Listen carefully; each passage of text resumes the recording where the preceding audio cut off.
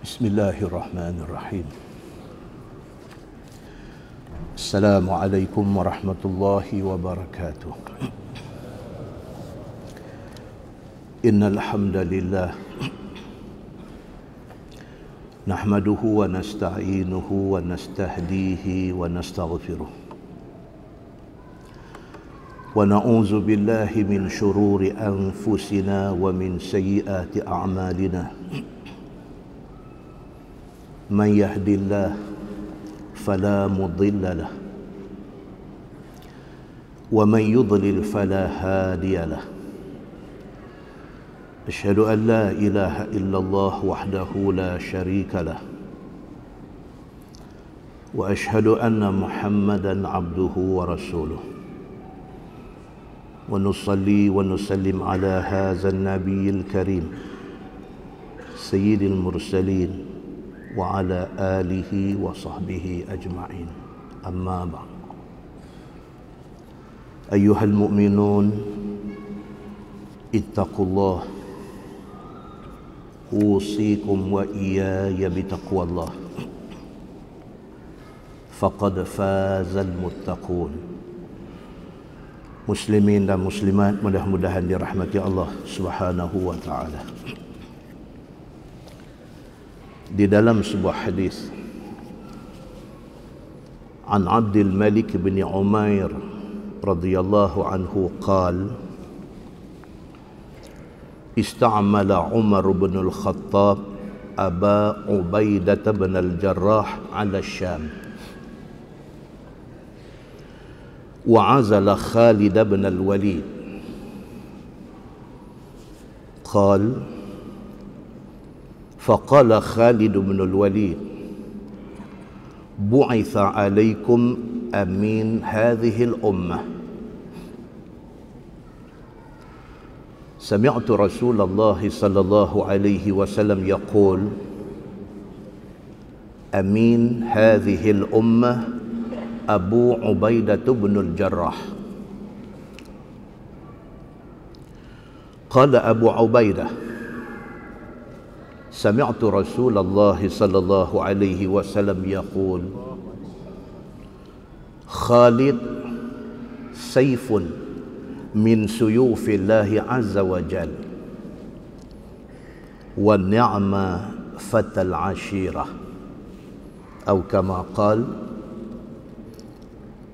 Riwayat Imam Ahmad dengan rijal yang thiqat. Thiqat maksudnya dipercayai. Rawi hadis ini dipercayai. Daripada Abdul Malik bin Umair radhiyallahu an.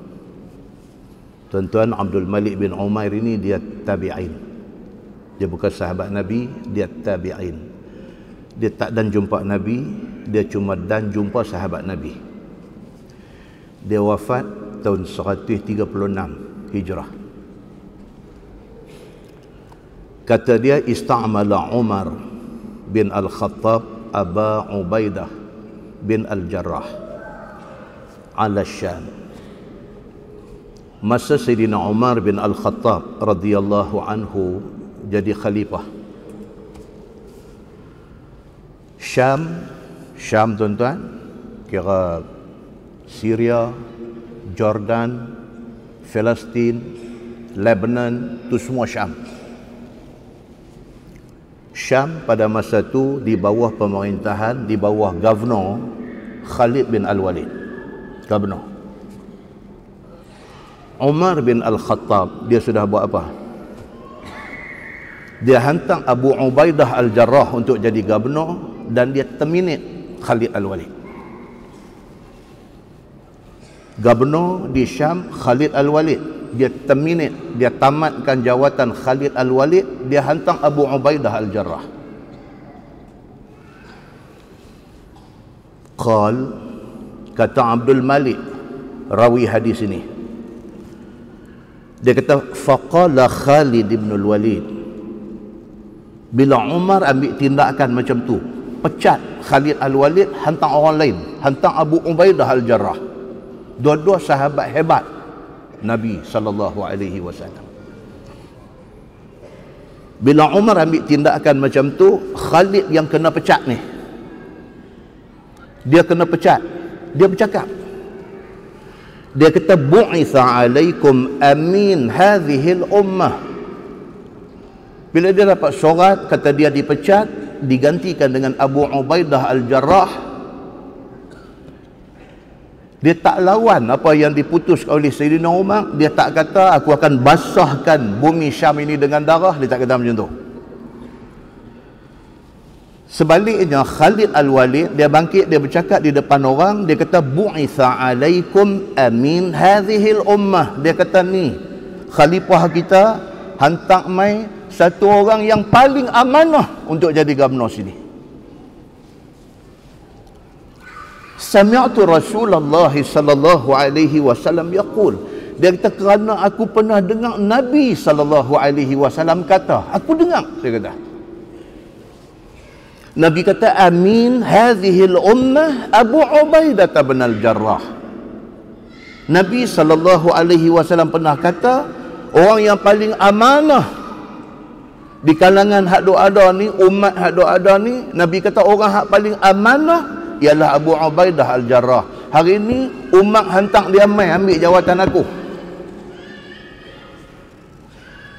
Qala Abu Ubaidah. Abu Ubaidah pula yang Umar lantik dia untuk ganti tempat Khalid Al-Walid ni. Dia pula bila dengar Khalid Al-Walid kata macam tu, dia pula kata.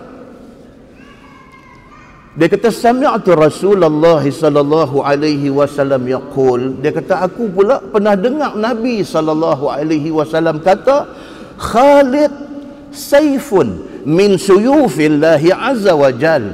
Telinga aku dengar Nabi kata, Khalid Al-Walid ni, tempat dia aku nak ambil ni, Khalid Al-Walid ini dia pedang daripada pedang-pedang Allah Subhanahu wa ta'ala. Wa ni'mal fatal ashirah. Kata Abu Ubaidah Al-Jarrah, Nabi kata Khalid Al-Walid ni, mana-mana umat, mana-mana masyarakat yang dapat orang macam dia, mereka dapat orang yang paling baik, pemuda paling baik dalam masyarakat itu. Muslimin dan muslimat dirahmati Allah sekalian. Hadis ni nak abang dekat kita. Sahabat Nabi ridwanullah alaihim ajma'in, mereka ni Nabi sudah bleach, Nabi sudah kelorok hati mereka. Hati mereka bersih. Nabi sudah bleach, sudah buah peluntur, sudah bubuh kelorok hati mereka. Hati mereka bersih. Mereka melihat amanah, mereka melihat jawatan, mereka melihat tanggungjawab ini sebagai satu bebanan, bukan satu benda yang nak direbutkan. Kalau dilantik, itu amanah Allah bagi. Kalau sekiranya diambil balik, itu kurnia Allah. Dia dah tak tanggung dah amanah yang berat di atas bau dia. Maka mereka jadi manusia yang tidak hubbur riyasah, yang tidak jadi gila dengan jawatan. Mereka tak jadi orang yang kecewa bila tak ada jawatan. Ini golongan adalah golongan yang dibentuk, ditarbiyah oleh Nabi sallallahu alaihi wasallam. Satu. Dalam sebuah hadis riwayat daripada Abdullah bin Ja'far radhiyallahu anhu, kata dia, kana Rasulullah sallallahu alaihi wasallam idza qadima min safar tulqiya bisibyan ahli baitih qal wa innahu qadima min safar fasubiqa bi ilaihi fahamalani baina yadayhi summa ji'a bi ahadi ibnai Fatimah faadrafahu khalfah qal فأدخلنا المدينة ثلاثة على دابة أو كما قال. Hadis sahih riwayat Imam Muslim. Hadis ini nak cerita tentang Nabi sallallahu alaihi wasallam. Dia satu orang yang penyayang. Nabi ini dia tak pembengis. Nabi ini dia tak jadi nak kerai, nak cengih, tak ketahuan.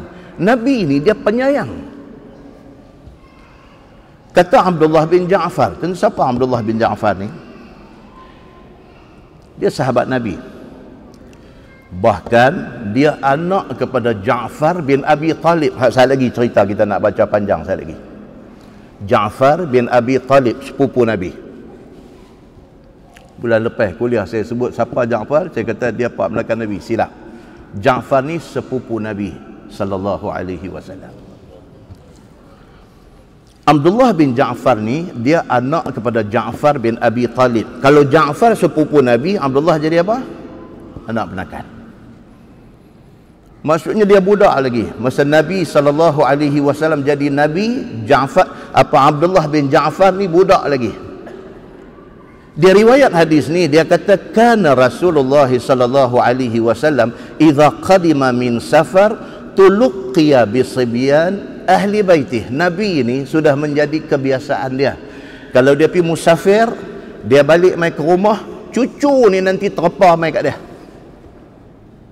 Tuan-tuan, dia nak cerita penyayangnya Nabi ni. Anak cucu sayang, suka kat dia. Bila dia sampai, cucu ni nanti terpa mai kat Tok Wan ni. Itu Nabi sallallahu alaihi wasallam. Kata Abdullah bin Ja'far, anak penakan Nabi ni, dia kata wa innahu qadima min safar. Satu hari macam biasa, Nabi pergi musafir, Nabi balik. Fasubiqa bi ilaihi. Aku cepat-cepat pergi sambut Nabi. Sebelum Nabi masuk Madinah tu, dia pergi sambut dah. Nabi nak balik ni. Dia budak lagi masa tu. Fahamalani baina yadaih. Nabi bila tengok ni Abdullah bin Ja'far, anak penakan dia, anak kepada Ja'far bin Abi Talib ni, budak duk tunggu dia balik, dia turun daripada kenderaan dia, dia dukung budak ni. Dia dukung Abdullah bin Ja'far ni walaupun bukan cucu dia. Dia dukung, dia ambil buah depan kenderaan dia. Summa ji'a bi ahadi benai Fatimah. Lepas itu salah seorang daripada anak Fatimah, dia kata tak tahu Hasan atau Husain, lari mai. Abdullah bin Ja'far sudah duduk atas kenderaan sama dengan Nabi, baru cucu mai. Apa Nabi buat? Dia kata fardafahu khalfah. Nabi turun ambil cucu ni buah belakang. Oleh kerana hamai kendian, Abdullah anak kepada Ja'far bin Abi Talib mai dulu, kawan ni dah duduk depan, dia tak tukang. Dia jaga hati walaupun budak-budak. Kalau alih pergi belakang, buah cucu depan pun boleh. Tapi Nabi SAW, dia tak buat macam tu. Anak penakan mai dulu, anak penakan dah duduk depan, cucu mai. Walau sayang cucu ni sampai macam mana, hang duduk belakang aku. Kata Abdullah bin Ja'far, rawi hadis ni, dia kata fa'udkhilna al-Madinah salasatan ala dabbah. Kami bertiga balik masuk ke Madinah ni, satu kenderaan naik 3 orang. Aku depan, Nabi belakang aku, belakang sekali anak Fatimah. Dia kata tiga-tiga masuk dalam Madinah. Nabi SAW penyayang dia sampai ke budak-budak dia jaga, apatah lagi orang tua-tua. Dalam sebuah hadis riwayat daripada Aisyah radhiyallahu anha, kata dia, ma ba'atha Rasulullah sallallahu alaihi wasallam Zaid bin Harithah fi jaishin qat illa amarahu alaihim walau baqiya ba'dahu istakhlafahu atau kama qala. Hadis riwayat Imam Ahmad dengan sanad yang hasan.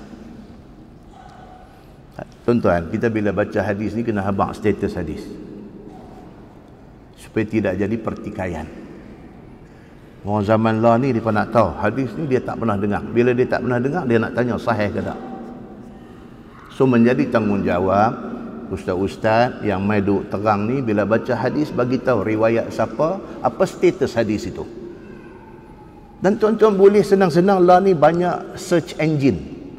Tuan-tuan boleh balik buka Al-Mawsu'ah Al-Hadithiyah misalnya. Al-Mawsu'ah ni maksudnya ensiklopedia. Ada dalam bentuk apps, boleh download. Al-Mawsu'ah Al-Hadithiyah, ensiklopedia hadis. Tuan-tuan masukkan sebahagian daripada perkataan yang ada dalam hadis yang ustaz tu baca, search, dia akan keluar tuan-tuan. Dia akan keluar hadis itu apa status dia. Ulama hadis mana kata apa hadis itu.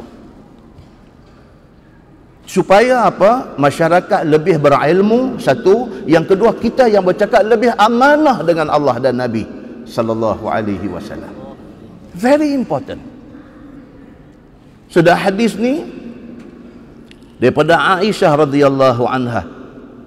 Dia kata, ma ba'atha Rasulullah sallallahu alaihi wasallam Zaid ibn Harisah fi jaishin qat illa ammarahu alaih.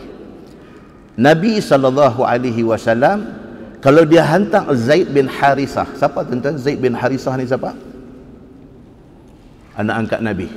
Oh tuan-tuan, kalau baca hadis jumpa nama Zaid bin Harisah, jumpa nama anak dia. Anak dia nama Usamah bin Zaid. Dia Zaid bin Harisah. Zaid bin Harisah ni dia start dengan dia jadi khadam kepada Khadijah beberapa tahun. Khadijah ambil Zaid ni jadi khadam dia selama beberapa tahun. Kemudiannya Nabi SAW merdekakan Zaid dan ambil Zaid jadi anak angkat dia. Cerita kata Nabi SAW sayang Zaid ni, banyak hadis cerita. Bila sebut kata Zaid, dia sebut hibbu Rasulillah sallallahu alaihi wasallam. Zaid ni adalah hibbu. Hibbu. Kita duk kata ya habibi, ya habibi. Itu maksud dia apa? Kekasih aku. Hibbu Rasulillah maksudnya kekasih buah hati Nabi sallallahu alaihi wasallam. Bila jumpa nama Zaid bin Harisah, bila jumpa nama Usamah bin Zaid bin Harisah, hadis akan masuk, dia kata apa? Hibbu Rasulillah. Ini kekasih hati, buah hati, kesayangan Nabi sallallahu alaihi wasallam. Nabi sallallahu alaihi wasallam apabila dia hantar satu pasukan tentera untuk pergi berperang, dan dia lantik, kalau ada dalam pasukan tentera itu Zaid bin Harisah, Nabi pasti akan lantik Zaid sebagai komander pasukan tentera. Trust Nabi, kepercayaan Nabi kepada Zaid ni cukup dahsyat. Sehingga kan dalam hadis ni Aisyah radhiyallahu anha kata, kalau Nabi hantar satu pasukan tentera, dalam pasukan itu ada Zaid bin Harisah, Nabi tentu akan bagi Zaid bin Harisah jadi komander, jadi panglima angkatan tentera. Nabi tentu akan bagi kat dia. Walau baqiya ba'dahu istakhlafahu. Aisyah kata apa? Kalaulah, pada pendapat Aisyah kata kalaulah Zaid ni panjang umur, Nabi wafat, dia ada lagi, Aisyah kata salah seorang yang akan dilantik jadi khalifah ialah Zaid bin Harisah. Sampai macam tu Aisyah kata. Bukan Khadijah kata. Kalau Khadijah kata tak apa, pasal dia pernah jadi khadam Khadijah. Ini Aisyah kata. Aisyah kata apa? Kalaulah Zaid bin Harisah ni panjang umur, Nabi wafat, dia ada lagi, pasti dia salah seorang yang akan menjadi pengganti Nabi sallallahu alaihi wasallam. Start pada ni tuan-tuan, kita faham bahawa Zaid bin Harisah ini bukan calang-calang orang. Hebat dia ni. Baik. Nak cerita kata sayang Nabi ni kepada anak angkat ni sampai macam tu. Dalam sebuah hadis daripada Ibnu Umar radhiyallahu anhuma, kata dia, ba'asa Rasulullah sallallahu alaihi wasallam ba'than wa ammara alaihim Usamah bin Zaid fatta'ina an-nasu fi imratih atau fi imaratih. Ada dua riwayat, satu kata imratih, satu kata imaratih. Faqama Rasulullah sallallahu alaihi wasallam faqala in tata'anu fi imratih faqad kuntum ta'anuna fi imrati abihi min qabl wa aymullah in kana la khaliqan li imrah wa in kana la min ahabbin nasi ilayya wa inna hadha la min ahabbin nasi ila ba'dah, atau kama qala, hadis sahih riwayat Imam Muslim. Ibnu Umar, anak Sayyidina Umar bin Al-Khattab radhiyallahu an, dia kata Nabi sallallahu alaihi wasallam pada satu hari hantar satu pasukan tentera. Nabi bagi yang menjadi ketua ni ialah Usamah bin Zaid. Hak tadi cerita bapak dia Zaid bin Harisah. Bila anak ni Usamah bin Zaid ni besar, dia pergi perang. Kalau Usamah ada, Nabi lantik Usamah jadi panglima.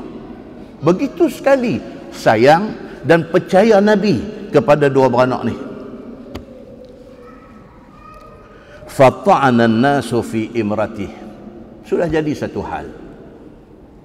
Tiba-tiba sekali Nabi lantik Usamah bin Zaid untuk bawa pasukan tentera pergi perang. Nabi dapat feedback, Nabi dapat maklum balas balik, kata orang duk kecam dia. Mereka duk kata dekat dia, mereka duk kata Usamah bin Zaid ni tak boleh jadi pemimpin, Usamah bin Zaid ni macam tu macam ni. Orang, tuan-tuan, manusia, tuan-tuan, manusia. Kita tak akan jumpa satu keadaan di mana satu orang, semua orang suka kat dia. Tak akan ada keadaan tu. Hatta Nabi SAW hebat tu pun, ada orang tak berkenan kat dia, cari macam-macam cerita, buat cerita tentang dia. Apatah lagi orang biasa. Usamah bin Zaid bin Harisah dilantik oleh Nabi. Nabi lantik dia untuk jadi panglima tentera. Tiba-tiba dalam pasukan tentera tu, mereka duk taruh dia, mereka duk kecam dia, mereka duk komplain dia, mereka duk tak puas hati dekat dia. Faqama Rasulullah sallallahu alaihi wasallam faqala, bila benda tu sampai ke pengetahuan Nabi sallallahu alaihi wasallam, Nabi bangkit berdiri di depan pasukan tentera yang balik ni. Nabi kata, in tat'anu fi imratih faqad kuntum tat'anuna fi imrati abihi min qabl. Nabi bangkit, Nabi kata, kalau sekiranya hampa kecam Usamah, sama macam hampa kecam bapa dia Zaid bin Harisah. Kalau hampa kata dekat dia, kalau hampa tak puas hati dekat dia, kalau hampa duk condemn dia, kalau hampa duk hina dia, kalau hampa duk cari kelemahan dia, sama macam hampa duk kata dekat bapa dia dulu, Zaid bin Harisah. Wallahi, Nabi kata, demi Allah, in kana la khaliqan li imrah. Nabi kata, demi Allah, dia ni, Nabi tunjuk dekat Usamah, dia dilahirkan untuk menjadi pemimpin. Nabi kata, tuan-tuan, Nabi defend dia sampai macam tu sekali. Nabi kata, demi Allah, dia dilahirkan untuk jadi pemimpin. Wa in kana lamin ahabbin nasi ilayya, kalau sekiranya bapa dia dulu orang yang aku paling sayang, wa inna haza lamin ahabbin nasi ilayya ba'dah, maka ini Usamah ni menjadi orang yang aku sayang sekali lah ni. Nabi kata, kalau pak dia dulu aku sayang, dia ni aku sayang. Nabi SAW pagi sampai macam tu, nak suruh diam orang-orang yang tak puas hati ni. Muslimin dan muslimat yang dirahmati Allah sekalian. Tuan-tuan, manusia ni dia ada macam-macam cerita. Kita tahu cerita kita, kita tak tahu cerita orang. Orang tahu cerita dia, dia tak tahu cerita kita. Jadi masing-masing ni ada cerita. Dia puas hati, dia tak puas hati dekat satu orang, dia ada cerita. Bukan kerana kawan tu jahat, bukan kerana kawan tu berakhlak buruk, bukan. Tapi dia ada cerita dia. Pasal apa? Dia ada history dia yang menyebabkan dia tak suka kita. Muslimin dan muslimat yang dirahmati Allah sekalian. Tuan-tuan, kita dah baca 3-4 hadis cerita tentang Nabi SAW. Dia dengan sahabat-sahabat dia, dia cukup sayang. Tapi kita hari ini, kita duduk dalam satu masyarakat, dalam satu dunia yang menghadapi krisis kasih sayang. Ni kita ni, tuan-tuan. Sedangkan Nabi SAW kata, la yu'minu ahadukum hatta yuhibba li akhihi ma yuhibbu li nafsihi. Satu orang tidak dianggap beriman kepada Allah, Nabi kata, selagi mana dia tak sayang saudara dia macam dia sayang diri dia. Dia mau apa orang buat kat dia, dia mau orang bersangka baik dekat dia, jangan bersangka buruk kat orang. Dia mau orang hormat dia, jangan dia tak hormat orang. Dia tak mau orang fitnah dia, orang cerca dia, orang cela dia, orang kata benda-benda tak elok kat dia, maka dia jangan cela, jangan cerca, jangan kata tak elok kat orang. Dia tak mau orang buka aib dia, dia jangan buka aib orang. Kalau sekiranya kita macam tu, maknanya kita sayang orang macam kita sayang diri kita. Macam mana kita tak mau orang rosakkan nama baik kita, macam itulah kita jangan rosakkan nama baik orang. Bila sampai tahap tu, kita sudah ikut apa yang disuruh oleh Nabi SAW. Tuan-tuan, hari ini ada di kalangan kita anak tak sayang mak pak. Ada, tuan-tuan. Dia tak sayang kepada mak pak dia. Dan ada dalam masyarakat kita hari ini, ibu bapa hilang sayang kepada anak-anak dia. Mula dia sayang, tak tahu apa hal, lama-lama hilang sayang kepada anak dia. Kita duduk dalam masyarakat hari ini, ada suami yang tak sayang isteri dia. Kita duduk dalam masyarakat hari ini di mana ada isteri yang semakin hari semakin tawang hati dengan laki dia. Kita duduk dalam masyarakat, abang, kak, adik tak ada kasih sayang. Abang kita, kak kita, adik kita sudah jadi macam orang lain. Macam orang lain. Tak macam abang, tak macam kak, tak macam adik, macam orang lain. Demikian hal adik jadi tak tahu apa benda, dia jadi tak sayang abang dia, dia tak sayang kak dia. Dia jadi macam tu. Kita duduk dalam masyarakat, guru sudah tak sayang murid dia. Dan kita duduk dalam masyarakat yang anak murid sudah tidak hormat guru dia. Kita balik test anak-anak di rumah. Kata abang, siapa nama form teacher abang hari ni? Tanya guru kelas dia. Siapa nama guru kelas abang hari ni? Dan nama apa tu tapi perempuan. Tuan-tuan. Form teacher dia tak tahu nama. Kita tanya form teacher tak mengajar abang ke? Mengajar. Dia mengajar apa? Dia mengajar maths. Dia mengajar matematik. Oh, nama apa? Nama apa tu? Perempuan lah, tapi perempuan pakai cerimata. Tuan-tuan tahu dah, anak ni dia tak hormat guru. Kita sampai hari ni tuan-tuan umur dah nak pergi 60 dah, kita ingat lagi cikgu sekolah rendah kita. Kita ingat lagi. Kita ingat lagi kalau tanya yang masa darjah 3 lu siapa mengajar sejarah. Kita ingat lagi sampai hari ni. Bukan kata cikgu sejarah, tanya hang dulu masa darjah 5, darjah 6 masuk gimnastik dah. Kata masuk, siapa nama cikgu gimnastik? Kita boleh sebut lagi sampai hari ni. Kita boleh sebut. Orang tua tu dah tak ada dah meninggal dah berapa lama dah. Kita ingat dia lagi. Budak hari ni, guru kelas dia duk mengajar dia hari-hari, dia tak tahu nama. Ini krisis yang duk ada dalam masyarakat kita hari ni. Kita sedang, kita tak sedang, itulah cerita dia. Murid tak hormat cikgu. Mereka boleh pakat kawan mereka berapa orang tunggu di luar, cikgu keluar, mereka balon cikgu ni. Budak hari ni. Kalau sama anak ibu bapa sudah tidak ada kasih sayang, kalau di antara suami isteri sudah tidak ada kasih sayang, kalau di antara guru dengan murid sudah luntur kasih sayang, tuan-tuan boleh mimpi kah, boleh harap kah sesama orang Islam ni boleh ada kasih sayang? Oh, tuan-tuan. Kita hari ini selfish. Kita hari ini sedang tak sedang, kita selfish. Kita kira kita aja, kita tak peduli orang lain. Hari-hari tengok dalam newspaper, boleh keluar berita anak tikam mak. Tuan dah baca? Masya Allah. Anak tikam mak. Tak kira apa sebab dia. Kerana dia penagih dadah ke? Kerana dia mabuk ke? Itu soal lain. Soalnya dia anak yang dipitikam tu mak. Kita boleh baca dalam newspaper hari ni, pak benakan bunuh anak benakan umur 2 tahun. Umur 2 tahun pak benakan bunuh. Kita boleh baca hari ini jiran pecah rumah jiran. Duduk satu taman, duduk satu row. Dia boleh pecah rumah jiran. Dan bila dapat tangkap, mak pak dia pergi jadi lawyer mempertahankan anak dia. Ini masyarakat yang kita duduk hari ini. Kerana parking lot di kawasan rumah flat boleh jadi bergaduh 2 keluarga besar. Parking lot tu, kawan nak duduk rumah ground floor, dia pergi bubuh timba, tanda kata hak tu dia punya.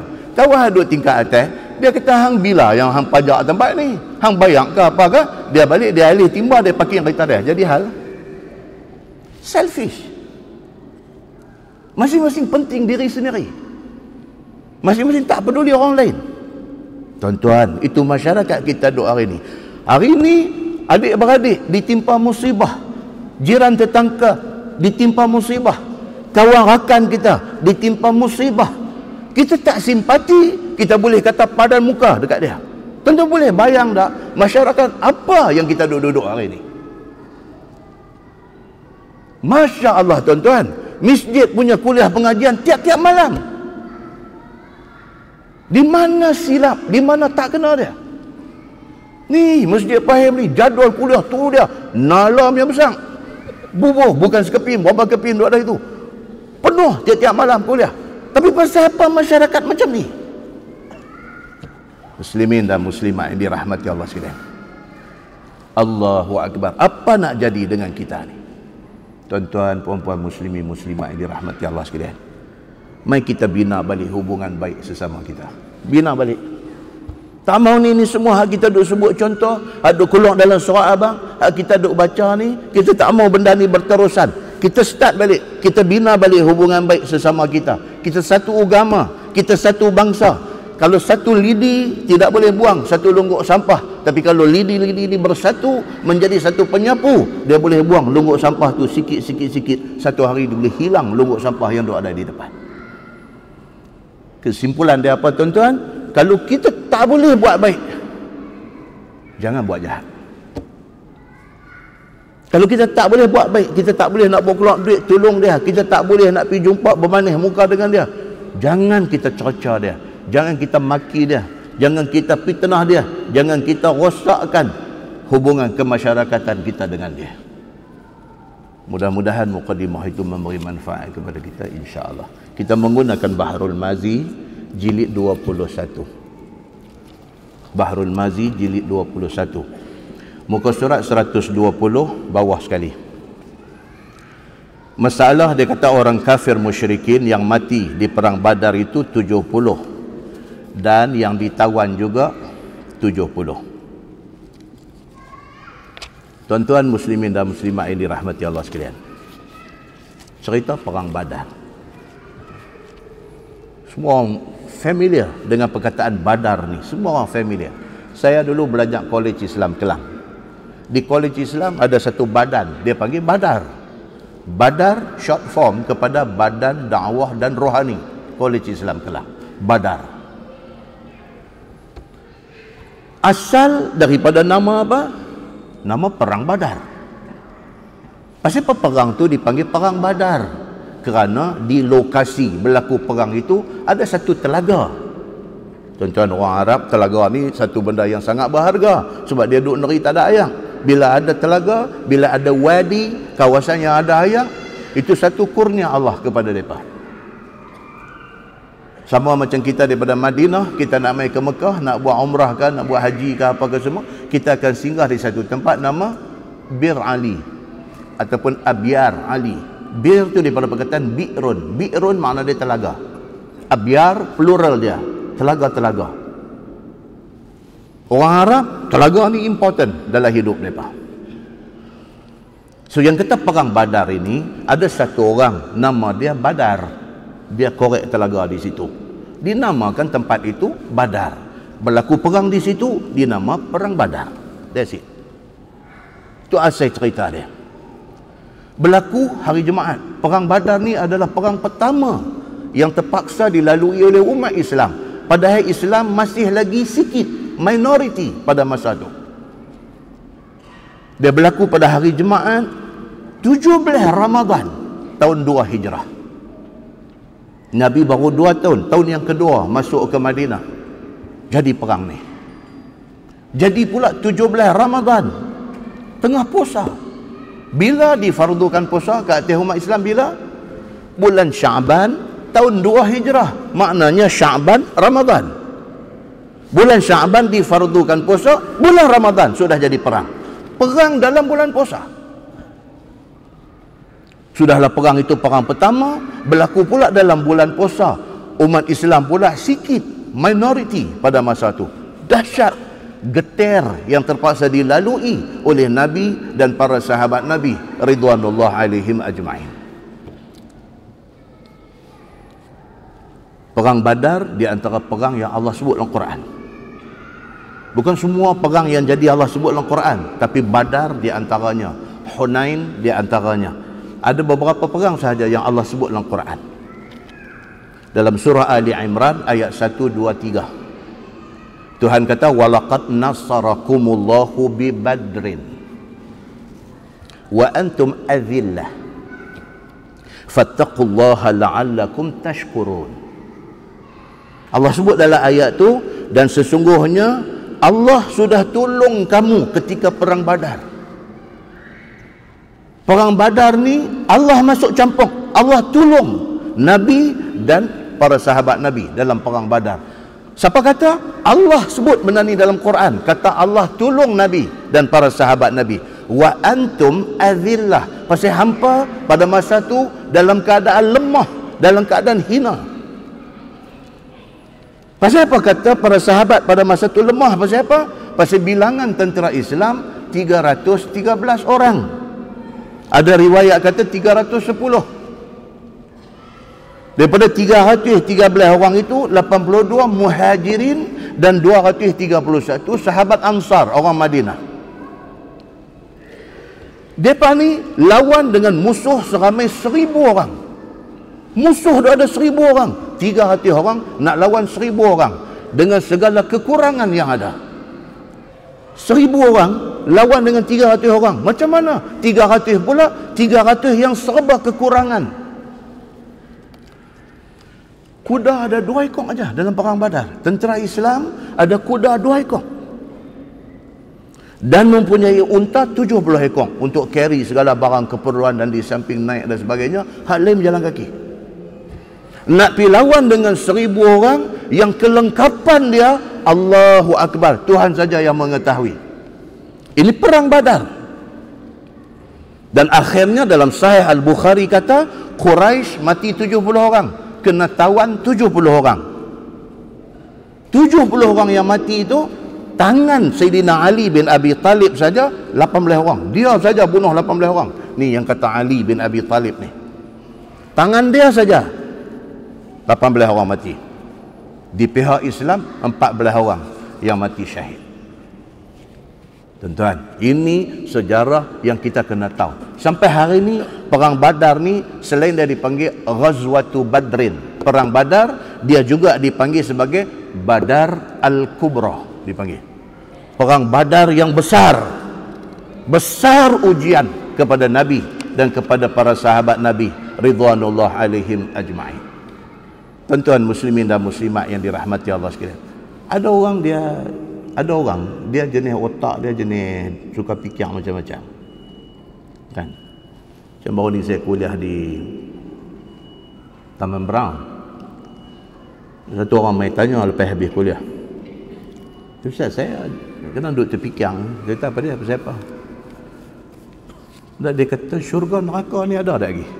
Dia fikir benda aku tu kan. Oh, saya kata ada dah.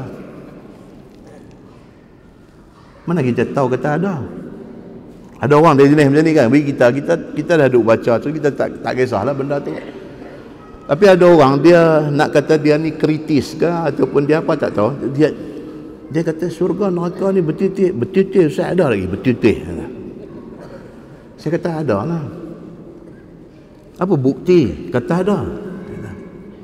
Kita duduk baca surah Al-Fil, alam tara kaifa fa'ala rabbuka bi ashabil fil alam yaj'al kaidahum fi tadlil wa arsala alaihim tayran ababil tarmihim bi hijaratin min sijil. Burung ababil ni dia bawa batu-batu dari neraka sijil. Kalau neraka tak ada, mana burung ni nak pergi ambil batu tu main duk lepak? Neraka ada lah. Oh betul juga no. Betul. Saya pula duk balik 2 hari tak ada orang duk fikir benda macam ni kan. Syurga dia syurga pula lah kan. Dia macam tu. Tuan-tuan muslimin dan muslimat yang dirahmati Allah sekalian. Kita ada benda kita disuruh fikir, kita fikir tu. Hak benda kita tak disuruh fikir, tak fikir. Sayang tenaga kita ni, kita guna untuk benda yang bermanfaat. Jangan duk fikir benda yang pelik-pelik ni. Baik. Ada satu sahabat Nabi nama Zaid bin Arqam. Zaid bin Arqam. Satu hari mai satu orang sudah tanya kepada Zaid bin Arqam ni. Dia kata, kam ghazan Nabi sallallahu alaihi wasallam min ghazwah? Qal 19. Hadis sahih riwayat Al-Bukhari. Satu orang sudah tanya Zaid bin Arqam. Dia kata, Nabi ni masa hidup dia, Nabi perang berapa kali? Dia nak tahu. Nama dia ni Abu Ishaq. Dia ni daripada kalangan tabi'in. Dia tak ada jumpa Nabi, so dia jumpa dengan sahabat Nabi. Sahabat Nabi ni siapa? Zaid bin Arqam. So dia tanya Zaid bin Arqam. Dia kata, Nabi dulu dengar cerita, kata dulu ada perang Badar, ada perang Uhud, ada perang Khandaq, ada perang Hunain, macam-macam perang. Dan Nabi itu sendiri dia berapa kali dia pergi perang? Tanya. Zaid kata apa? Zaid bin Arqam kata 19. Nabi SAW sendiri dia ada dalam 19 kali peperangan. Tuan-tuan, yang kata Nabi ni, yang kata pemimpin ni, dia turun dalam perang. Dia bukan remote control bagi arahan orang pergi atok sana atok sini, dia buat jadual orang pergi. No, Nabi 19 kali dia ada dalam medan perang. Nabi biasa patah gigi geraham dalam perang. Nabi biasa cedera luka sana sini dalam peperangan. Ada sahabat tanya, dia kata Nabi ini sendiri dia pergi perang ke tak? Kalau dia pergi berapa kali? Dengar 19 kali, masya-Allah. Itu Nabi sallallahu alaihi wasallam. Sehingga ada sebuah hadis Nabi riwayat daripada Abi Hurairah radhiyallahu anhu. Dia kata apa? Dia kata Nabi sallallahu alaihi wasallam bersabda, Nabi kata ishtadda ghadabullah ala rajulin yaqtuluhu Rasulullah sallallahu alaihi wasallam fi sabilillah. Maksud dia apa? Nabi sallallahu alaihi wasallam kata, jaga-jaga hangpa ni. Hangpa jangan jadi orang yang menyebabkan Nabi murka. Kalau hangpa jadi orang yang menyebabkan Nabi murka, yang akhirnya Nabi membunuh hangpa dalam peperangan, maka besarlah murka Allah ke atas orang itu. Nabi bagi warning. Nabi SAW kata, hangpa jangan ada di kalangan hangpa ni buat satu benda yang bagi Nabi jadi marah. Jangan. Oh tuan-tuan, kalau Nabi adalah ni ke, Allahu Akbar, dengan kelaku kelaya orang Islam hari ni, mempertikaikan Islam ni, Allahu Akbar. Nabi kata jangan sampai hampa buat benda yang aku boleh murka. Pasal apa?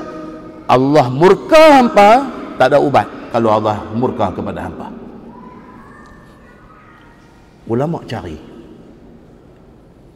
tangan Nabi SAW berapa orang kena bunuh di tangan Nabi sallallahu alaihi wasallam. Kalau Sayyidina Ali bin Abi Talib, kita kata dalam perang Badar sahaja tangan Ali berapa orang tadi? 18 orang. Nabi sallallahu alaihi wasallam, Nabi Muhammad sallallahu alaihi wasallam selama 19 kali turun perang tu, berapa orang yang terkorban di tangan Nabi? Orang cari, ulama cari hadis-hadis riwayat yang ada, nak cari jawapan kepada persoalan ini. Imam Abdul Razak As-San'ani di dalam kitab dia Al-Musannaf, dia tulis, dia kata, wa amma Ubay bin Khalaf faqala wallahi la aqtulanna Muhammadan. Ini catatan cerita satu orang yang bernama Ubay bin Khalaf. Dia kafir musyrikin Mekah. Dia punya meluat dekat Nabi Muhammad ni, dia punya melugai dengan Nabi Muhammad ni, dia tak boleh dengar nama Nabi Muhammad ni, sampai dia kata di depan semua orang Quraisy ni, dia kata wallahi la aqtulanna Muhammadan. Demi Allah, dia kata aku sumpah depan hampa semua, aku akan bunuh Muhammad satu hari. Masya-Allah. Fabalagha dzalika Rasulullah sallallahu alaihi wasallam. Cerita dia cakap ni sampai ke Nabi sallallahu alaihi wasallam. Ada orang dengar dia cakap, cari bulu rumah dengar. Dia pergi habaq dekat Nabi. Dia berkata, ya Rasulullah, Ubay bin Khalaf dia sumpah wallahi. Kafir pun sumpah wallahi juga. Wallahi, dia kata aku akan bunuh Muhammad, dia kata. Beritahu kat Nabi. Faqala Nabi sallallahu alaihi wasallam. Nabi kata, bal ana aqtuluhu insya-Allah. Nabi jawab macam tu Nabi kata, no, aku yang akan bunuh dia. Sudah. Dia sumpah depan orang, dia nak bunuh. Satu hari Muhammad ni mati tangan aku. Bila sampai berita ni dekat Nabi, Nabi kata, no, aku yang akan bunuh dia. Cakap Nabi tu patah balik dekat dia pula. Dia ada tuan-tuan dalam masyarakat ni, hak dia dulu-dulu dia. Dia dengar dia pergi abang, dia dengar dia abang tu ni, dia pergi terantuk ni seronok. Kan? Dia pergi habaq balik dekat Ubay bin Khalaf ni. Fantalaqa ar-rajul mimman sami'a dhalika minan Nabi sallallahu alaihi wasallam ila Ubay bin Khalaf. Ada seorang hak dengar Nabi kata ni pula, lari pergi ke Ubay bin Khalaf, habaq dekat Ubay. Dia kata, Ubay, hang kata nak bunuh Nabi, hang tahu Nabi jawab apa? Nabi kata, no, Nabi yang akan bunuh hang. Dia kata. Faqila innahu lamma qila li Muhammad sallallahu alaihi wasallam ma qulta qala an-nabi sallallahu alaihi wasallam bal ana aqtuluhu insyaallah. Bila habaq, Nabi kata, no, insyaallah aku yang yang akan bunuh Ubay bin Khalaf. Dia pergi habaq dekat Ubay ni. Fa afza'ahu dhalik, dia dengar terloncat dia ni, pucat lesi, jadi takut dia. Tadi masa cakap tak beringat, benda ni patah balik mai kat dia, sudah jadi takut, sudah terkejut dia dan jadi cukup takut. Waqala, dan dia kata, unsyiduka billah asami'tahu yaqul zalik. Ni dia kata, hang yang mai habaq kat dia kata Nabi kata lagu tu, ni hang sumpah dengan nama Allah kata Muhammad kata lagu tu, sungguh dia takut. Hang sumpah dengan nama Allah kata Muhammad kata dia nak bunuh aku, hang sumpah? Qala na'am. Kau tu kata na'am, wallahi Nabi Muhammad kata tadi. Sudah. Fa waqa'at fi nafsih, benda tu betul-betul sudah menjadi satu masalah dalam hati dia. Dia sudah jadi takut. Li'annahum lam yasma'u Rasulullah sallallahu alaihi wasallam yaqul qawlan illa kana haqqan. Pasal apa? Di kalangan Arab Quraisy ni tahu sangat dah, Nabi Muhammad ni dia bukan jenis sembang sana sini. Dia tak jenis tu. Muhammad ni dia bercakap benda tu betul. Kalau Muhammad kata bukan dia bunuh aku akan bunuh dia. Dia kata benda ni akan jadi sungguh. Maka Ubay bin Khalaf ni duduk dalam keadaan takut. Ringkah di dalam kitab Musannaf ni dia kata apa? Sehingga berlaku perang Uhud. Bila berlaku perang Uhud, dia kata kharaja Ubay bin Khalaf ma'al musyrikin. Dia duduk dalam kumpulan kafir musyrikin, keluar pergi nak lawan Nabi dalam perang Uhud. Faja'ala yaltamisu ghafalatan Nabi sallallahu alaihi wasallam liyahmila alaih. Dia masuk dalam perang Uhud tu, dia tak peduli lain, dia duk attack Nabi ya. Pasal apa? Pasal dia tak mau hak Nabi kata tu, Nabi nak bunuh dia tu, dia tak mau benda tu jadi. Lebih baik dia bunuh Nabi dulu. Dia kira lagu tu. Fayahulu rajul minal muslimin bainahu wa bainan Nabi sallallahu alaihi wasallam. Dalam duk perang ni, Nabi dengan Ubay bin Khalaf dah duk nampak, tapi ada orang lain kat tengah. Falamma ra'a dhalika Rasulullah sallallahu alaihi wasallam qala li ashabihi khallu anhu. Nabi sallallahu alaihi wasallam dalam pada duk perang nampak Ubay bin Khalaf. Sahabat-sahabat mai duk nak defend di depan Nabi. Nabi kata khallu anhu. Nabi kata hampa pi tepi, aku nak beradab dengan dia. Tuan-tuan, Nabi sallallahu alaihi wasallam, Nabi kita ni, oh tuan-tuan, dia cukup gentleman. Dia bukan kaki lari punya. Yang kata Nabi sallallahu alaihi wasallam ni, sebelum ni hampa mai habaq kata Ubay bin Khalaf bersumpah nak bunuh aku, dan dia habaq balik, no, aku yang akan bunuh dia. Tiba-tiba jadi perang Uhud, dah nampak dah ada orang lain duk mai duk nak jadi penghalang, nak jadi pendinding Nabi. Nabi kata khallu anhu, hampa pi tepi, aku nak beradab dengan dia. Nabi kata fa akhadha al-harbah fajazalahu biha atau yaqul ramahu biha. Dia kata Nabi ambil satu benda tajam, Nabi tombak dia, kena di antara baju besi dengan ni perisai muka ni sikit tu, kena tang tu sikit dia. Nabi tombak dia, kena tang tu sikit dia. Dalam cerita yang panjang di bawah tu dia kata darah pun tak nampak. Kena tu bukan kena tercacak, kena senerih aja, darah pun tak nampak. Dia meraung ni, dalam ni dia kata apa? Faja'ala yakhur kama yakhur thawr. Ni yang kata Ubay bin Khalaf yang tadi wallahi aku nak bunuh Muhammad ni. Nabi tombak dia, kena calak sikit dia. Dia meraung, dalam ni dia kata apa? Kama yakhur thawr. Bunyi macam lembu kena sembelih. Kena sikit dia, ho. Dia jadi lembu tu. Dia takut dengan apa yang jadi kat dia. Kawan-kawan dia pakai mai ihtamaluhu wa huwa yakhur, depa mai usung dia nak bawa pergi ke tepi. Dia duk riau, depa pergi tepi, depa buka tengok dah, depa kata wallahi ma bika illa khadshun. Depa kata Ubay, calak sikit aja hang kejau macam apa. Tuan-tuan punya koman betul. Depa kata wallahi, depa kata demi Allah ma bik illa khadshun. Apa ni, tak ada apa pun, calak sikit aja, kejau macam. Dia jawab apa tuan-tuan? Dia kata wallahi law lam yusibni illa biriqih laqatalani. Dia kata demi Allah, dia kata aku habaq kat abah, bukan kata kena calak sikit, kalau dia ludah aku mati dia kata. Ya tuan-tuan, hebat tak Nabi ni? Last month kita baca hebat siapa? Sayyidina Umar bin Al-Khattab radhiyallahu anhu. Hebat Sayyidina Umar ni, sampai sahabat ni nak mai jumpa dia duk bertagak.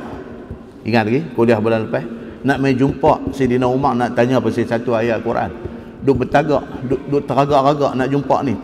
Gerun ke Sayyidina Umar ni haibah yang ada kat dia, wibawa yang ada dekat dia.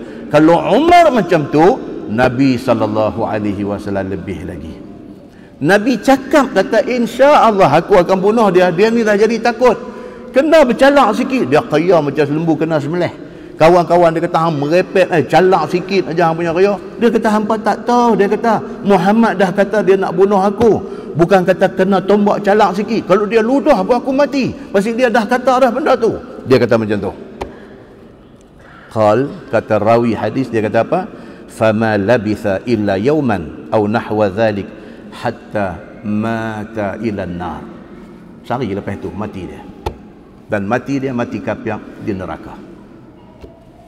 Muslimin dan muslimat yang dirahmati Allah sekalian, dengan Islam, dengan cerita Islam ni jangan main-main. Itu sebab Nabi tak boleh dengan orang-orang hak jenis duk menentang Islam ni. Nabi tak boleh tuan-tuan.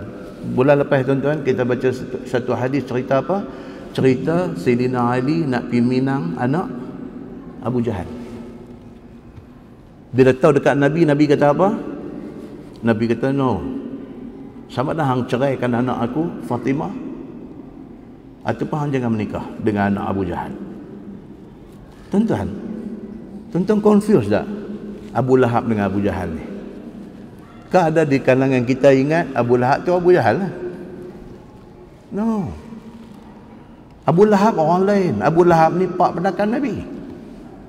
Abu Lahab ni yang dalam Quran kata tabbat yada Abi Lahabin watab ni. Abu Lahab ni Allah sebut dalam Quran ni, jahat dia ni, Allah sebut nama dia dalam Quran, ma aghna anhu maluhu wa ma kasab. Dia buat kerja apa pun tak akan membawa laba, tak akan bawa untung kepada dia. Allah marah dia sampai Allah kata begitu kat dia. Dia ni tak dia parah, dia ni Abu Lahab. Dia ni siapa? Dia ni pak penakan Nabi SAW. Tuan-tuan, lahab tu makna apa? Lahab bukan makan lahab. Lahab ni makna dia glowing ni maksud dia apa? Kalau muka ni nampak glowing, nampak berseri-seri. Dia ni nama betul dia bukan Abu Lahab, nama betul dia Abdul Uzza. Abdul Uzza bin Abdul Muttalib, keturunan Nabi. Abdul Uzza ni nama Tok Kong. Dia Abdul Uzza, hamba Tok Kong. Dahsyat lah dia ni. Nak boleh pakai nama tu bukan calon-calon orang. Okey. Dia ni pak benakan Nabi sallallahu alaihi wasallam. Pak dia yang bagi gelang dekat dia Abu Lahab. Pak dia Abdul Muttalib yang gelang kepada dia ni sebagai Abu Lahab. Lahab ni makna dia nampak muka berseri, glowing. Pasal apa? Bila baca cerita pasal dia ni orang kulit putih, fair skin. Orang fair skin, orang kulit putih, nampak muka dia ni cerah macam orang baik, macam orang bagus, macam orang bagus. Abu Lahab ni.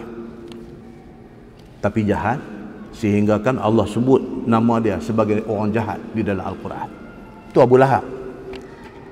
Abu Jahal ni yang Sayyidina Ali pergi jadi berkenan ke anak dia ni. Abu Jahal ni siapa? Abu Jahal ni nama dia Amru bin Hisham.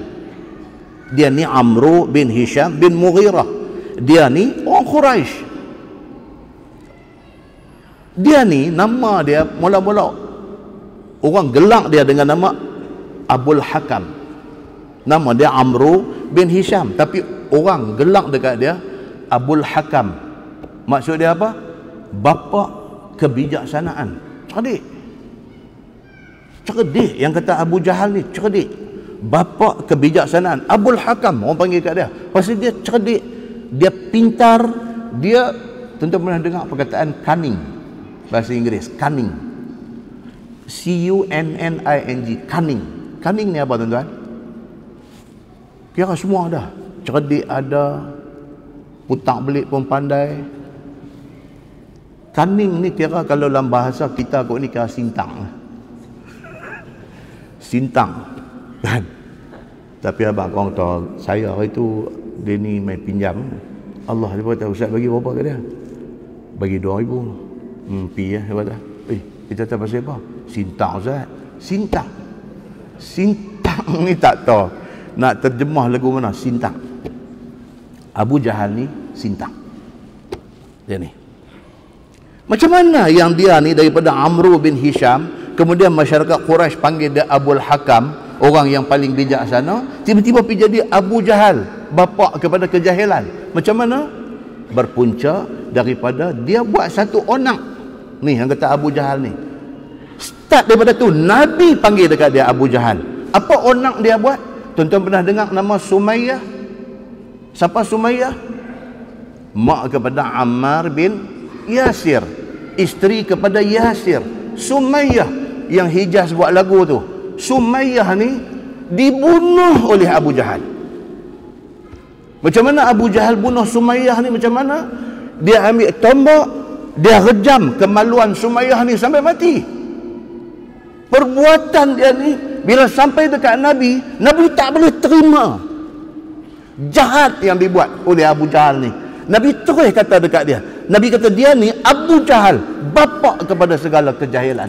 Bodoh orang yang pergi bunuh orang perempuan yang beriman ni. Start pada tu sebut nama dia Abu Jahal.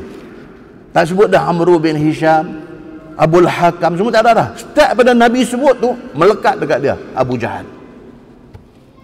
Tuan-tuan, saya nanti baca masyarakat Quraisy punya bengang dekat Nabi ni. Bengang tau, bengang. Bengang ni dia lebih daripada marah lagi. Marah boleh tidur lagi, bengang tak boleh tidur. Abu Jahal ni dia bengang dekat Nabi ni, dia bengang. Main mesyuarat di satu tempat nama Darun Nadwah. Di Mekah ni ada satu tempat nama Darun Nadwah. Nadwah ni maksud dia apa tuan-tuan? Nadwah ni kira seminar ke, muktamar ke, perhimpunan agung kata semua dia panggil Nadwah. Jenis berhimpun ramai meeting ni, itu dia panggil Nadwah. Daripada satu tempat parlimen depa nama Darun Nadwah. Duk bincang ni macam mana kita nak buat dekat Muhammad ni, macam mana nak buat. Dia ni bagi cadangan lagu ni, dia ni bagi cadangan bangkit dia ni yang kata Abu Jahal ni. Dia kata tak boleh, ni semua hampa punya idea ni semua tak boleh pakai. Ni yang kata Abu Jahal, yang sebelumnya Abul Hakam ni yang kata sintang ni. Nak pergi upah orang, nak pergi panggil orang daripada Siam main, nak upah RM500, nak upah RM1,000, nak upah RM3,000, suruh pergi tembak ni semua leceh dia. Kita ada berapa kabilah dalam Mekah ni Tiap-tiap satu kabilah yang tak suka Muhammad ni hantar seorang wakil daripada kalangan mereka yang betul-betul orang badan gagah perkasa ni, mai kita pergi kepung rumah dia, sekali kita bunuh dia, biar darah dia meracik kena jubah semua orang, dia kata. Lepas ni dia kata Bani Hashim tidak akan boleh nak perang dengan kita semua sebab kita ramai, dia kata.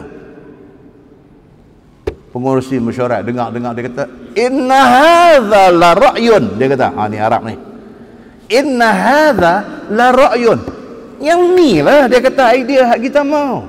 Hebat ni kata Abu Jahal ni, inna hadza la ra'yun, inilah pendapat yang kita mau. Pakai hak dia punya cadangan, dia pakai tu yang pergi kepung, akhirnya tak berjaya, mereka semua lena, Nabi keluar daripada rumah dengan selamatnya.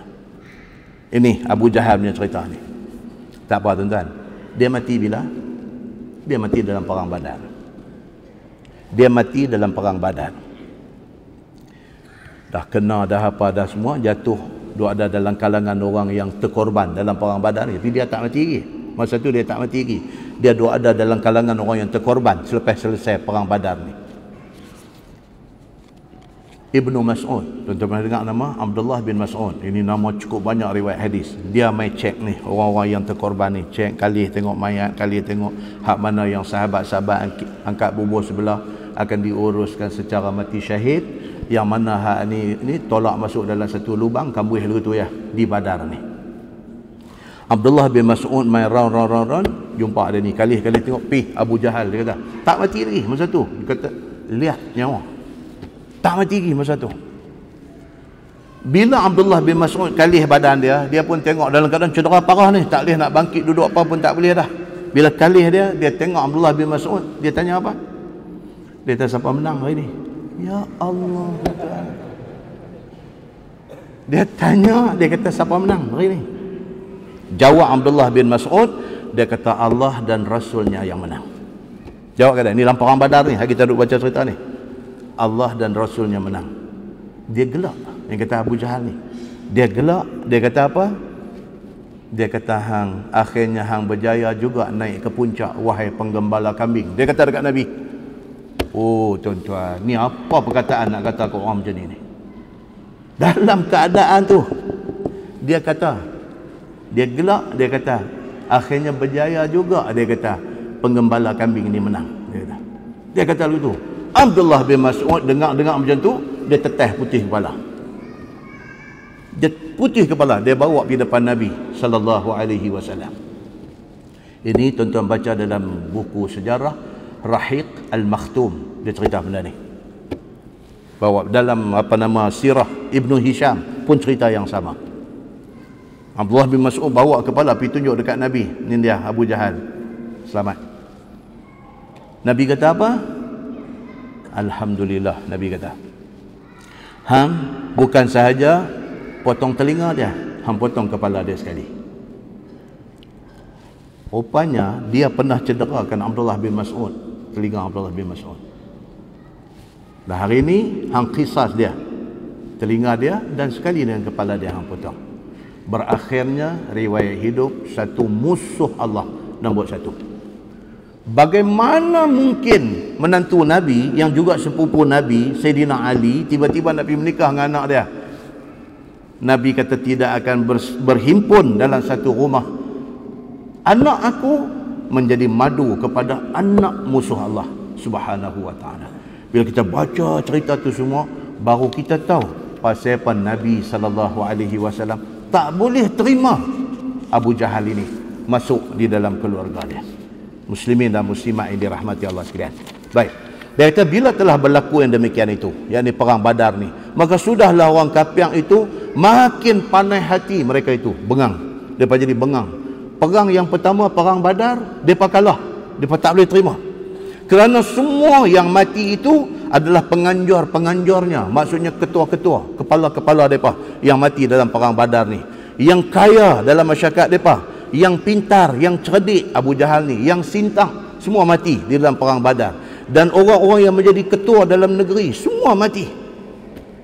Bila telah menjadi panas hati mereka itu, maka mereka pun membuat satu keputusan, iaitu satu kumpulan besar di rumah tempat mesyuarat agung mereka yang bernama Darun Nadwah di dalam Mekah. Pergi meeting. Lepas perang Badar ni, balik ke Mekah, pergi meeting di Darun Nadwah. Maka bangun bercakap seorang daripada orang yang bijak tu, Abu Jahal lah. Dia bangun bercakap. Dia kata apa? Kita semua kena tuntut bela ke atas teru kita Muhammad dan sahabat-sahabat dia ni. Maka boleh kita dapat bela itu dengan senang apabila kita berhubung terus dengan raja besar negeri Habsyah. Yang ni nak cerita pasal Najasyi. Yang ni cerita dia. Sebab mereka dah dapat berita, kata ada satu kumpulan sahabat Nabi, di dalamnya ada Ja'far bin Abu Talib. Ada Ja'far. Ja'far ni sepupu Nabi. Mereka ni Nabi sudah suruh mereka 80 orang hijrah ke Habsyah. So dia kata apa? Now kita buat apa?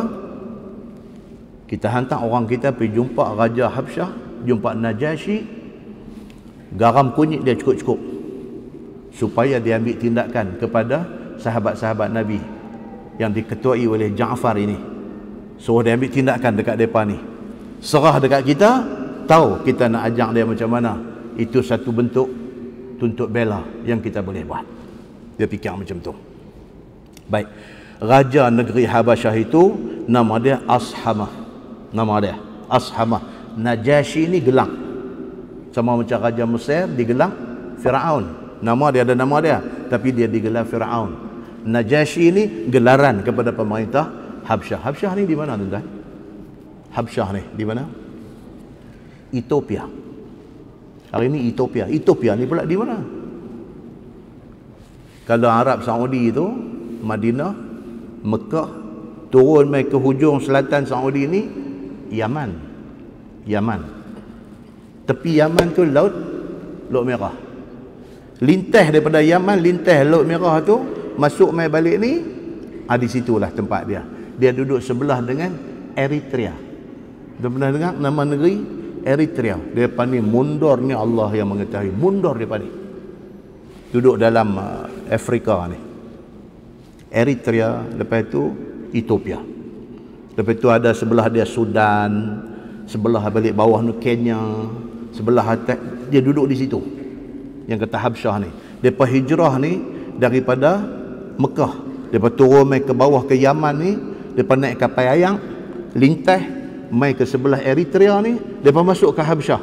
Pergi jumpa Raja Najasyi. Sebab Najasyi ni terkenal sebagai satu raja yang dia berpegang kepada ajaran Injil. Nabi kata hampa pergi sana, minta suaka politik, minta perlindungan politik daripada Najasyi. Itu cerita dia. Baik. Kemudian apa jadi? Masalah dia kata. Keputusan mesyuarat kaum Quraisy di dalam mesyuarat agung mereka itu diutuskan dua orang yang bijak bercakap dan pandai putar belit. Nak hantar pergi jumpa Najasyi. Dengan bawa sekali hadiah yang besar untuk dipersembahkan kepada Raja Habsyah itu. Hantar dua orang pergi jumpa Najasyi, sekali dengan bawa hadiah semua nak pergi bagi. Bila sudah tetap keputusan mesyuarat itu, maka mulalah mereka menghimpunkan hadiah yang nak dibawa kepada Raja Najasyi itu daripada pitis. Pitis ni apa? Duit. Dia sebut pitis. Bawa duit, bawa makanan, bawa rempah ratuih dan sebagainya. Maka ditetapkan utusannya, iaitu dua orang besar daripada kalangan Quraisy yang mereka ni amat bijak bercakap dan cukup pintar di dalam kira bicara, iaitu siapa dia? Amru bin Al-As dan juga Umarah bin Abi Mu'aid. Amru bin Al-As, tuan-tuan yang kata sahabat-sahabat Nabi. Masa ni Amru bin Al-As belum masuk Islam lagi. Belum masuk Islam lagi. Lepas dia dihantar sebagai utusan pi nak negotiate dengan Raja Najasyi. Selepas sekejap lagi kita nanti baca apa negotiation yang berlaku di antara mereka dengan Najasyi ni, berjaya ke tak berjaya ni. Dia balik daripada jumpa Najasyi itu, dia goyang. Dia goyang. Goyang maksudnya apa? Daripada memusuhi Nabi sallallahu alaihi wasallam, jadi nak tahu Muhammad ni siapa. Dia jadi begitu.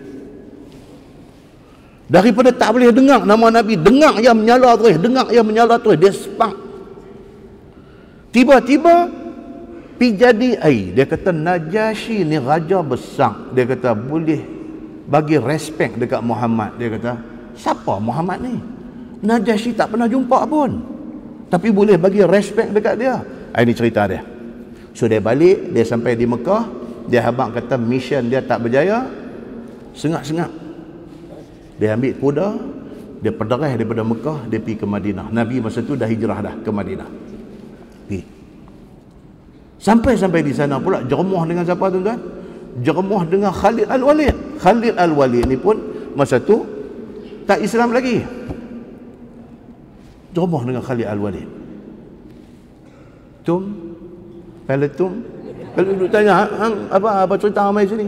Ni dia ni pula tanya yang hang mai pasal apa? Semua sama, nak pergi tengok Nabi sallallahu alaihi wasallam. Hati dah mula, Allah dah mula buka hati. Daripada benci Nabi dengan nak kenal Nabi. Dia ingat dia pergi sengak-sengak tak abang kata jumpa Khalid di sana. Dia tang aku abang kang ni jangan duk abang mai. Mai tengok Muhammad ni lah. Dia kata je guna. Boleh dah. Boleh. Dia kata dah macam mana? Aku pun nampak lugu hang ni. Tuan-tuan, ni yang kata Islam tuan-tuan. Yang kata Islam ni Allahu Akbar. Kan daripada orang tengok video betul tak tahu. Wallahu a'lam. Bantang video kata nu di China nu. Puak-puak kapiang Cina pakat pergi ikut sembahyang habis di masjid. Tapi kiblat tak betul. Masjid sana kiblat kot nu. Hak sembahyang, hak overflow masjid ni duk menghadap kiblat lagi lah. Depa hak mula mai duk angkat telefon duk ambil gambar apa-apa semua, lain-lain dengan seluar pendek seluar apa pakai pergi beratuk sembahyang tapi duk menghadap kot ni. Tapi tengok sana buat apa, depa pun buat duk ikut. Pasal apa tuan-tuan? Pasal apa? Pasal takut dengan virus yang main ni, takut. Orang jenis macam ni, dia tak kira tuan, dia tak kira agama apa pun, janji aku tak kena virus tu. Tuan-tuan pergi India. Okey. Tuan-tuan pergi India. Hak duk bawa tu kereta 3 roda tu. Taksi depan lah, taksi depan. Roda satu depan, belakang 2. Apa dia panggil? Kenderaan tut-tut ke apa semua dia panggil. Kan? Jadi dalam tu apa hak do tutup apa nama tu? Sunshade tu. Okey. Dia kalih turun, tengok ada 3. Allah ada, Tok Kong dia ada, dengan hak Kristian pun ada. 3 duduk dalam tu. Bila kita tengok, kita kata kat dia, you believe in what God? Hak mana tu? Allah ke? Jesus Christ ke? Ataupun hak banyak tangan ni ke? Hak mana tu? Dia kata anyone. Apa maksud anyone? Dia kata dia orang susah, dia duk cari makan dengan taksi kenderaan tut-tut apa dia panggil ni. Dia cari makan ni. Mana satu Tuhan janji tolong dia bagi dapat duit hang tu kata. Oh kacau tuan-tuan. Kita orang Islam tak boleh macam tu. Kita satu je, kita tak boleh pergi bubuh semua macam tu. Tak boleh. Tak boleh. Okey. So benda ni berlaku kepada puak-puak ni. Yang kata di China ni. Bila dah jadi macam ni, dah jadi satu takut dengan virus yang kena ni, apa tak takut tuan-tuan? Duk berdiri gedebum jatuh mati. Duk buat filem ya, cerita zombie aja duk jadi lagu tu. Jadi sungguh. Takut tuan-tuan. Bila jadi kita ni pun duk dengar apa belah orang kena di Malaysia ni pun jauh-jauh. Nuh masuk daripada Singapura mai ada sikit, hak kena di Sungai Buloh ada sikit. Tak mai kepala batas ni. Cuba dia habaq kepala batas pun duk ada 25 kes. Malah ni pakai ni ya, memang aja. Pakai ni ya. Nampak tuan? Apatah lagi mereka yang duduk tu dalam situasi tu di China ni. Dia tak kira dah. Dia kira apa pun kira. Kalau Islam boleh macam mana settle benda ni, kami ikut lah. Buat mola ni, hampa sembahyang kami ikut dulu. Hampa band badan rokok, kami pun tengok macam mana mereka buat. Mereka bangun, mereka sehari sujud, mereka pun dengan seluar pendek, apa semua macam-macam. Tuan-tuan, manusia ni tuan-tuan, bila dia kena macam tu dengan Tuhan, dia cari. Dia tak kira siapa pun janji tolong dia. Muslimin dan muslimat yang dirahmati Allah sekalian. Maka dipilih Amru bin Al-As ni. Amru bin Al-As ni punya cerita pula apa? dia pun lepas balik daripada jumpa Najasyi ni, dia pun nak kenal Nabi sallallahu alaihi wasallam. Akhirnya Amru bin Al-As ni masuk Islam. Kita potong tentang cerita dia saat. Akhirnya dia masuk Islam. Dalam sebuah hadis riwayat Ibn Uqbah bin Amir radhiyallahu an, dia kata aslaman nas wa amana Amr bin Al-As, atau kama qal, hadis hasan riwayat Imam At-Tirmizi. Uqbah bin Amir kata apa? Dia kata aslaman nas, bila hari pembukaan kota Mekah, Nabi pergi ke Madinah, Nabi comeback balik masuk ke kota Mekah, ramai ni musyrikin Mekah ni yang dulunya lawan Nabi pakat masuk Islam. Aslaman nas, ramai ni pakat masuk Islam. Pasal apa?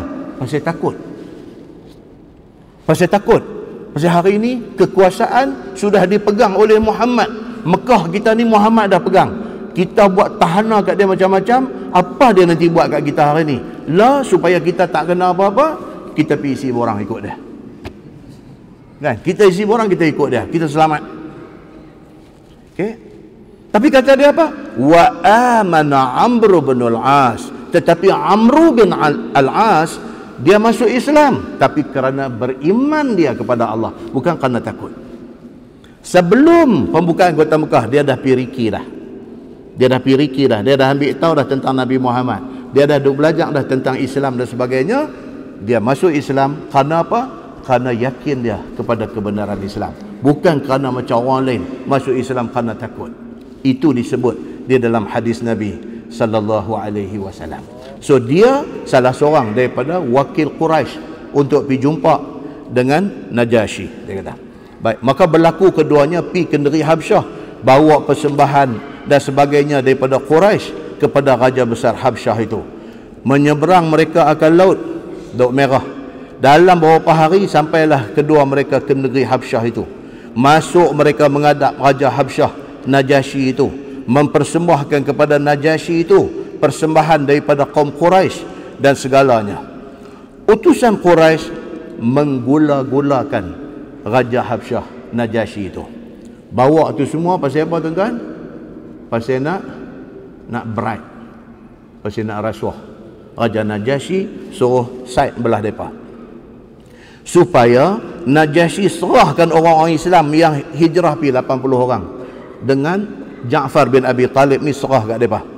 Masuklah utusan Quraisy itu menghadap raja besar Habasyah itu dan sujud kedua mereka kepadanya. Masuk pergi sujud. Jahiliah dulu. Tuan-tuan pernah tengok raja Thailand macam mana orang tuan-tuan jenuh mengesot ke atas lantai tu. Hang ketua polis negara ke, hang panglima angkatan tentera ke, hang ketua setiausaha negara ke, hang apa ke, perdana menteri ke apa ke, nak boleh pergi rapat ke raja Thailand ni, masuk YouTube tengok. Kesot sudahlah mengirin lu ni duk pergi, tuan-tuan balik jenuh urut badan. Ni duk kesot nak pergi ni. Sampai begitu sekali. Dulu punya sistem very konservatif. Macam tu cara mereka hormat kepada pembesar negeri. Macam tu cara. Lah dah kurang banyak dah. Kita di Malaysia ni pun dah kurang banyak dah. Buang habislah semua hak pelik-pelik duk mengesot. Nak pergi ambil satu pingat datuk, kesot sampai sakit pinggang. No, sekarang ni masuk pergi simple. Satu macam yang angkat tangan, tidak pun tunduk sikit, apa semua cukup settle. Dan raja-raja hari ni pun semua dah tukar dah. Dah tukar dah. Duk naik kereta, tengok ada accident, boleh turun pergi tengok. Semua tu tukar. Sebelum tu dia tukar apa tuan-tuan? Dia tukar kita di peringkat daerah ni dulu. Dulu kalau DO, kalau OCPD, tuan-tuan. Quarters British buat atas bukit tu. Atas bukit. Quarters DO dengan OCPD duduk atas bukit. Dan tak bercampur.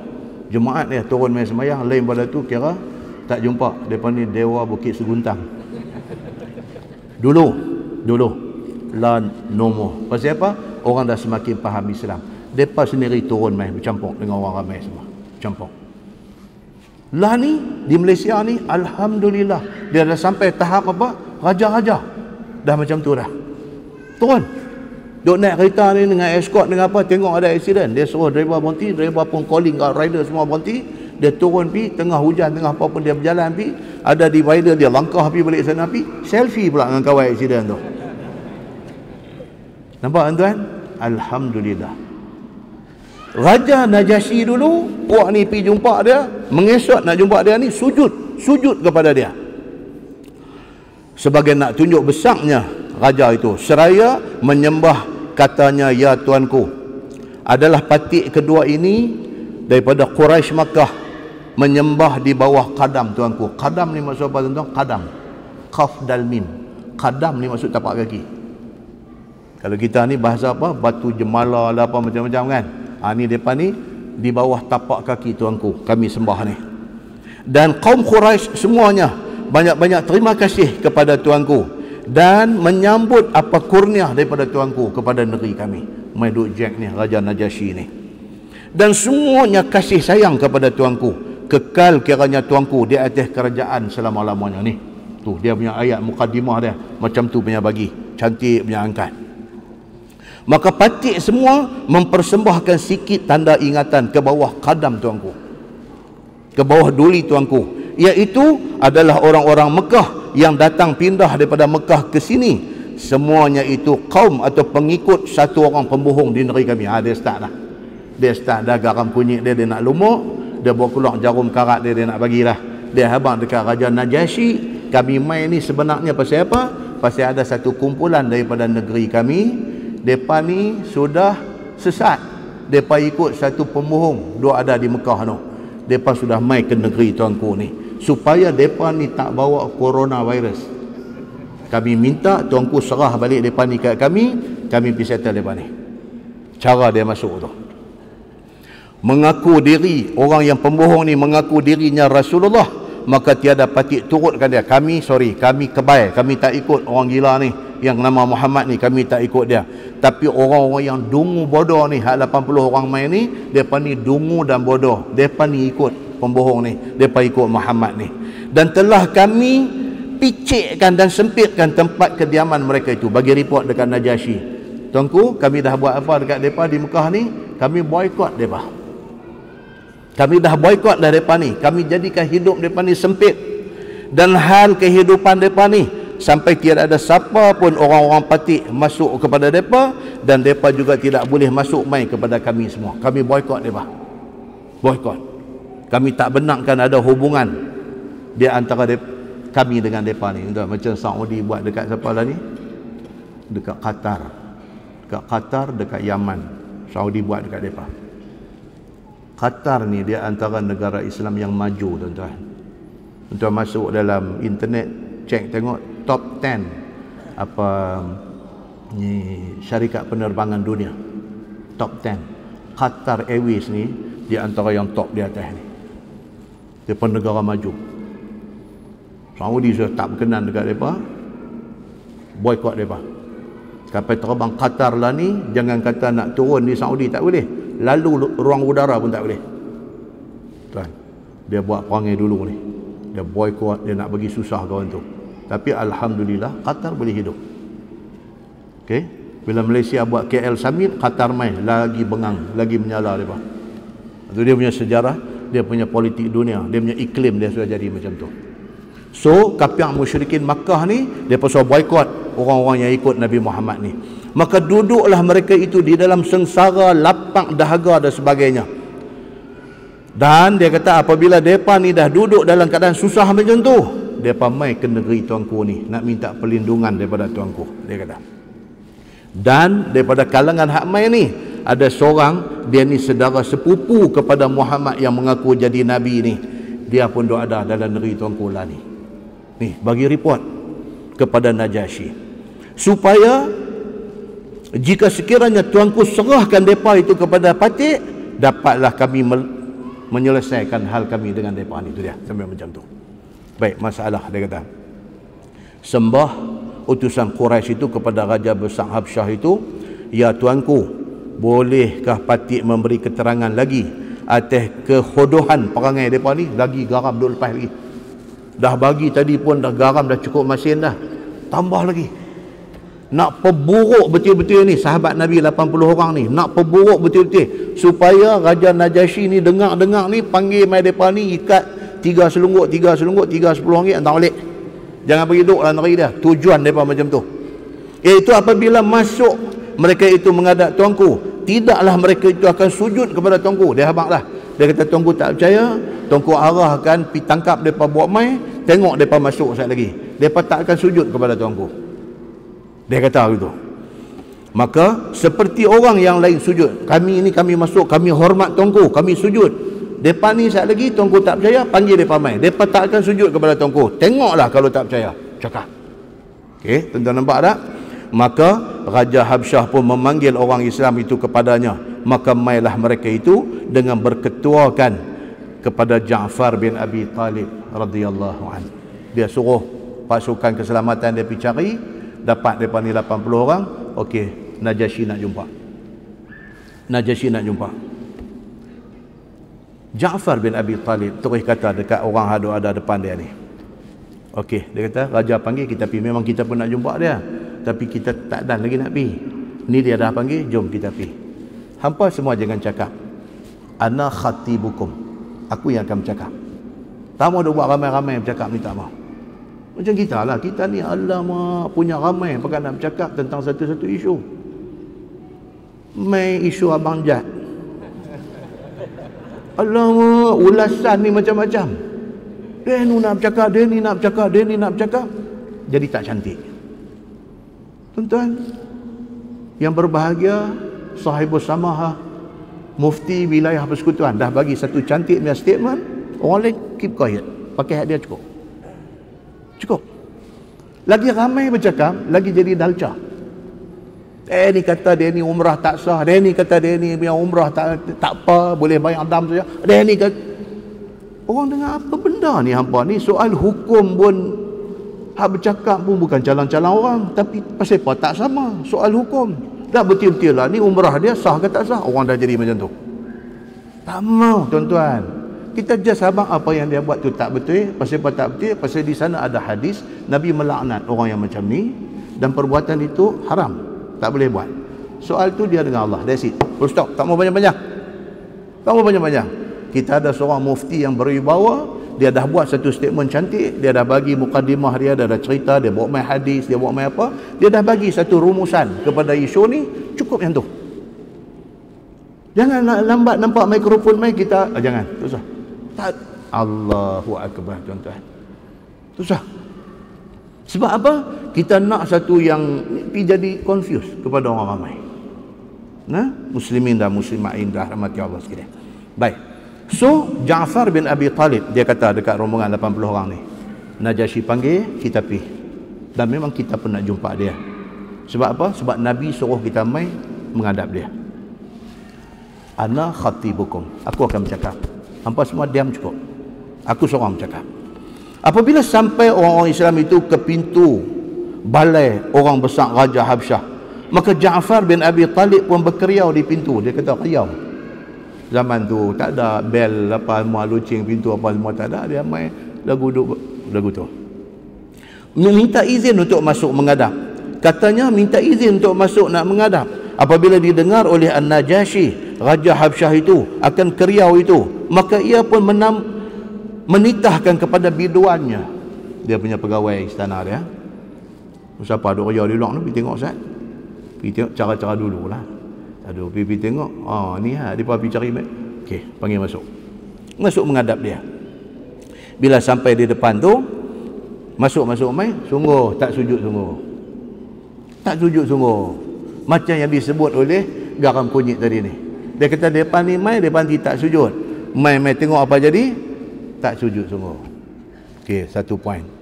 Maka titah raja kepada Ja'far bin Abi Talib, mengapa kamu semua wahai Ja'far tidak sujud dan tidak memberi tabik kepada aku? Najasyi tanya. Pasal apa masuk mai tak sujud macam kebiasaan orang masuk menghadap aku sujud? Pasal apa?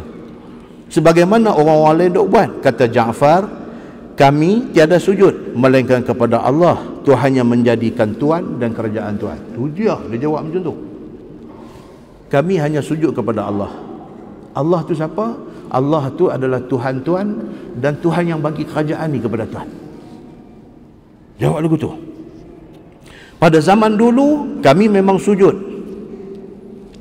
dan kami angkat tabik orang-orang itu kepada berhala dan patung-patung. Bahkan kami dulu memang macam ni, jumpa berhala patung kami sujud sebagai tanda hormat. Di dalam hal hamba sekalian yang demikian itu, Allah Ta'ala utuskan seorang Nabi kepada kami, dan dia satu orang yang tak pernah cakap bohong sama sekali. Maka disuruhnya kami supaya sujud hanya kepada Allah Subhanahu wa Ta'ala. Nabi mai kat kami, Nabi habang sujud hanya kepada Allah, tidak kepada makhluk. That's why lah kami lah ni tidak sujud kepada makhluk. Dia bagi tahu dekat Najasyi. Najasyi ni dia terkenal sebagai satu orang raja yang beriman dengan kitab Injil. Apa yang Ja'far bin Abi Talib duk terang ni matching dengan isi kandungan Injil. Bila dia dengar, benda tu duk compute dalam kepala dia. Dia kata ni macam yang dia duk mengaji dengan rahib-rahib dia ni. Isi kandungan Injil memang duk cakap macam ni. Dia duk dengar. Baik. Kemudian saya langkah, saya bagi cepat pasal cerita ni dia meleret-leret panjang. Kemudian dia jadi satu dialog di antara Najasyi dengan geng sahabat Nabi yang diketuai oleh Ja'far bin Abi Talib ni. Baik. Raja Najasyi panggil masuk mai Ja'far dengan orang Islam sebelah. Dua orang ni duduk ada sebelah. Amru bin Al-As dengan seorang duduk ada sebelah. Okay, now Najasyi ni dia satu orang yang very open. Okay, now dia kata, apa masalah antara hampa ni? Apa masalah? Siapa nak cakap dulu? Pihak Quraisy kata, tak apa, bagi Amru cakap dulu. Okey, tak apa. Kata bagi Ja'far bin Abi Talib cakap dulu. Ja'far kata apa? Okey, tanya kepada mereka ni. Satu, yang pertama, kami semua ni adakah orang merdeka atau hamba? Tanya mereka. Kami ni 80 orang kami ni, adakah kami ni hamba di Mekah ataupun kami orang yang merdeka di Mekah? Tanya mereka. Kalau dia jawab kata kami hamba, okey, tangkap kami, serah balik kami dekat pengulu kami. Tanya, kalau dia kata kami orang merdeka, pasal apa nak tangkap kami? Kami orang yang merdeka. Najasyi pun tanya kepada Amru bin Al-As, depa ni hamba ke merdeka? Dia kata merdeka. Dia kata, dah, what's wrong with you? Najasyi kita apa masalah dengan depa? Bukan lari daripada tuan depa. Depa orang merdeka. Okey, next. Najasyi kata dekat Ja'far bin Abi Talib, next apa dia? Dia kata, tuanku tanya dekat depa, masa kami di Mekah, adakah kami pernah bunuh siapa-siapa? Maka ni nak mai tangkap kami untuk dihukum kami atas kesalahan membunuh. Okey, Najasyi pun beralih kepada depa ni. Ni 80 orang ni ada bunuh siapa-siapa ke? Jawab Amru bin Al-As, takat lada je lah kata. So what's wrong with you? Dua. Kalau gamak P. Ramli 2-0. Lompat ya lompat 2-0. Soalan ketiga, dia kata, tuanku tolong tanya mereka ni, masa kami duduk di Mekah, adakah kami pernah rampai, pernah curi harta siapa-siapa? Kalau ada, okey, tangkap kami supaya kami dapat pulangkan balik apa yang kami curi. Najasyi beralih kepada Amru bin Al-As. Macam mana? Mereka pernah curi apa ke? Tak lah, dia kata. What's wrong with you? Ni hang nak main tangkap orang yang tak salah ni, apa cerita? Yang hang nak berkah depan nak bawa balik ni, apa cerita? Najasyi kata. Okey. Kemudian Najasyi sendiri pula tanya kepada Ja'far. Dia kata, apakah agama yang dipeluk oleh kaum Quraisy? Ni, dia kata, hampa mai daripada Mekah. Quraisy duk pakai agama apa? Dan apa agama yang dipeluk oleh hampa yang kata Islam ni? Dia tanya. Ja'far bin Abi Talib kata, Quraisy sembah berhala. Macam kami dulu pun sembah berhala. Tapi bila main Nabi Muhammad kata, apa pasal yang pergi sembah berhala? Berhala ni pun kita yang buat. Tangan kita yang pergi duk pahat, yang pergi duk ukir, pergi duk buat. Lepas tu kita takut dekat dia. Nabi Muhammad kata, apa ni? So now kami tak sembah lagi dah berhala. Kami sembah Allah, Tuhan Azza wa Jal, Tuhan kami dan Tuhan tuanku. Najasyi ni dia orang bijak. Dia pun dengar. Okey, dia kata tak apa. Okey. Baik, now dia kata, aku nak tanya tentang agama hampa ni, aku tak pandai. Boleh tak aku panggil rahib-rahib aku? Dia kata, dia nak panggil mufti dia lah. Saya tak pandai benda ni, benda agama saya nak tanya tak pandai. Boleh tak saya panggil bijak pandai agama saya? Ja'far bin Abi Talib kata, fal yatafaddal mashkura, panggil tak apa. Mailah rahib-rahib ni, mai tu dia. Depa ni padri-padri gereja, depa dia pegang kepada kitab Injil, depa mai. Bila mai, Najasyi tanya kepada rahib dia. Okey, dia kata saya nak tanya satu. Dia kata, adakah sekalian kamu dapat di dalam kitab kita, dia kata kitab Injil, selepas Nabi Isa dan sebelum kiamat akan ada lagi satu Nabi, ada tak ada dalam kitab Injil kita? Dia tanya.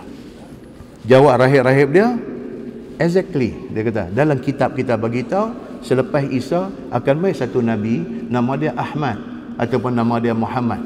Petik jari Najasyi ni. So dia kata yang hampa kata Nabi di Mekah ni nama apa? Muhammad. Dia kata cantik ni. Okey, dia kata dia beralih dekat Ja'far pula. Dia kata, apakah yang dikatakan oleh laki-laki yang mendakwa dia Nabi di Mekah itu kepada kamu? Apakah yang disuruhnya dan apa yang ditegahnya? Dia beralih pada Ja'far. Dia kata ni, yang hampa kata hampa duk ikut Nabi nama Muhammad, nama Ahmad ni, dia ni dia suruh hampa buat apa? Jawab Ja'far, dan dia pun membacakan ayat Al-Quran kepada Najasyi. Dia baca, dia jawab balik dengan Quran. Apa yang Allah turun dekat Nabi Muhammad, yang mereka hafal, dia baca balik. Dalam cerita ni kata apa? Dia baca di antaranya potongan daripada surah Al-Ankabut. Dia baca potongan daripada surah Ar-Rum. Dia baca potongan daripada surah Al-Kahfi. Dia baca semua.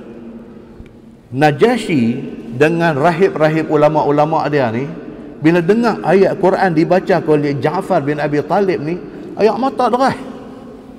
Ayat mata derah turun. Allahu Akbar. Tanda kekuasaan Allah sudah main. Okey. Baik. Kemudian dia ni sudah tak perhati. Amr bin Al-As. Dia kata, tuanku baik-baik. Tuanku ni nampak macam nak kena dengan depa ni. Dia kata baik-baik sikit. Dia kata jangan, depa ni orang pandai cakap. Dia kata baik-baik sikit. Tuanku tanya depa, dia bagi buah menghabis. Satu, tuanku tanya mereka, apa mereka kata kepada Isa dan kepada mak dia Maryam? Tanya mereka. Najasyi pun beralih kepada Ja'far bin Abi Talib. Dia kata, madza taqul? Apa yang hampa kata kepada Isa dan kepada Maryam? Ja'far bin Abi Talib terus petik ayat Quran ayat 16 sampai 22 surah Maryam. Terus A'udzubillahi minasyaitanirrajim. Wadhkur fil kitabi Maryam. Dan ceritakanlah kisah Maryam yang ada dalam Al-Quran. Allah sebut macam tu. Idzin tabadzat min ahliha makanan syarqiyah. Fattakhadhat min dunihim hijaba. Fa arsalna ilaiha ruhana. Fatamathala laha basharan sawiyah.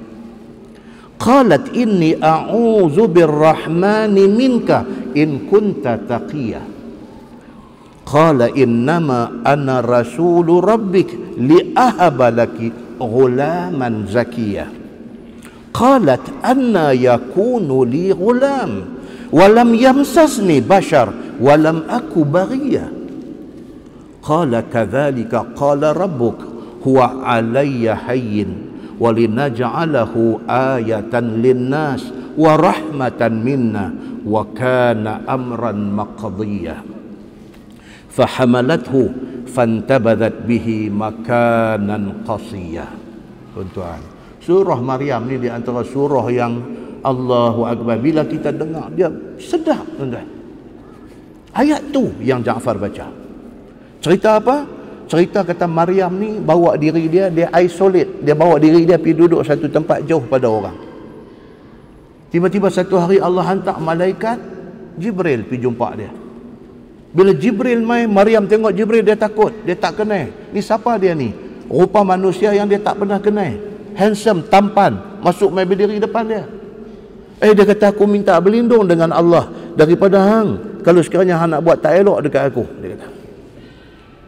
Jawab Jibril, innama ana rasulu rabbik. No, aku utusan Tuhan engkau. Li ahabilak ghulaman zakiyah. Aku main nak abang kata, hang akan dapat satu anak laki-laki. Maryam bila dengar macam tu, Maryam kata, anna yakunu li ghulam walam yamsasni bashar walam aku baghiyah. Maryam kata, macam mana aku nak dapat anak? Aku tak pernah disentuh oleh satu laki-laki pun dalam hidup aku. Dan aku bukan perempuan jahat. Qala kadzalika qala rabbuk huwa alayya hayy. Jawab Jibril, dia kata, Allah bagi tahu. Tuhan kata, huwa alayya hayy. Bagi aku benda ni kacang ya. Simple aja. Satu orang perempuan tak menikah, tak apa, aku boleh kalau aku nak bagi dia beranak. Aku boleh nak bagi satu anak kepada dia. Supaya benda ni menjadi satu tanda kebesaran aku kepada manusia semua. Lagipun wa kana amran maqdiyah. Ini benda sudah diputuskan oleh Allah nak jadi macam ni. Jibril kata macam tu. Fahamalathu, maka serentak dengan tu Maryam hamil dan akhirnya lahirlah Isa al-Masih. Baca ayat tu dengan susunan bahasa yang sedap. Najasyi bila dengar ni merambu air mata dia, teriak merambu. Rahib-rahib dia, ulama-ulama dia ni merambu air mata pakai teriak. Najasyi terus kata apa? Najasyi kata, tidak lain tidak bukan, kamu di atas jalan yang benar. Habis. Tidak lain tidak bukan, dia kata, maka Najasyi pun percaya kepada apa yang dibawa oleh mereka ni. Okey, dia kata, nama apa? Ja'far. Berapa orang? 80 orang. Duduklah dan deri aku. Di mana hampa nak duduk? Aku bagi lesen besar dekat hampa. Amr bin Al-As macam mana? Pocik. Dia kata, habis kita. Mission kita fail. Okey, dia beralih dekat depan ni, dekat Amr bin Al-As dengan kawan ni. Dia kata, okey, hadiah apa hang bagi kat aku tadi? Ambil balik. Hadiah apa yang hang bawa mai tadi? Duit ringgit. Hang bawa mai apa tadi? Makanan macam-macam, rempah ratuih, semua ni ambil balik. Aku tak jalan dengan benda-benda macam ni. Bahkan aku nak abang dekat hangpa, depa ni orang yang betul, depa mengikut Nabi yang betul. Kejadian inilah yang menyebabkan Amr bin Al-As ni dia jadi goyang, dia jadi kacau. Satu raja besar boleh terima apa yang dibawa oleh Nabi Muhammad. Siapalah dia nak menolak apa yang dibawa oleh Nabi Muhammad ni?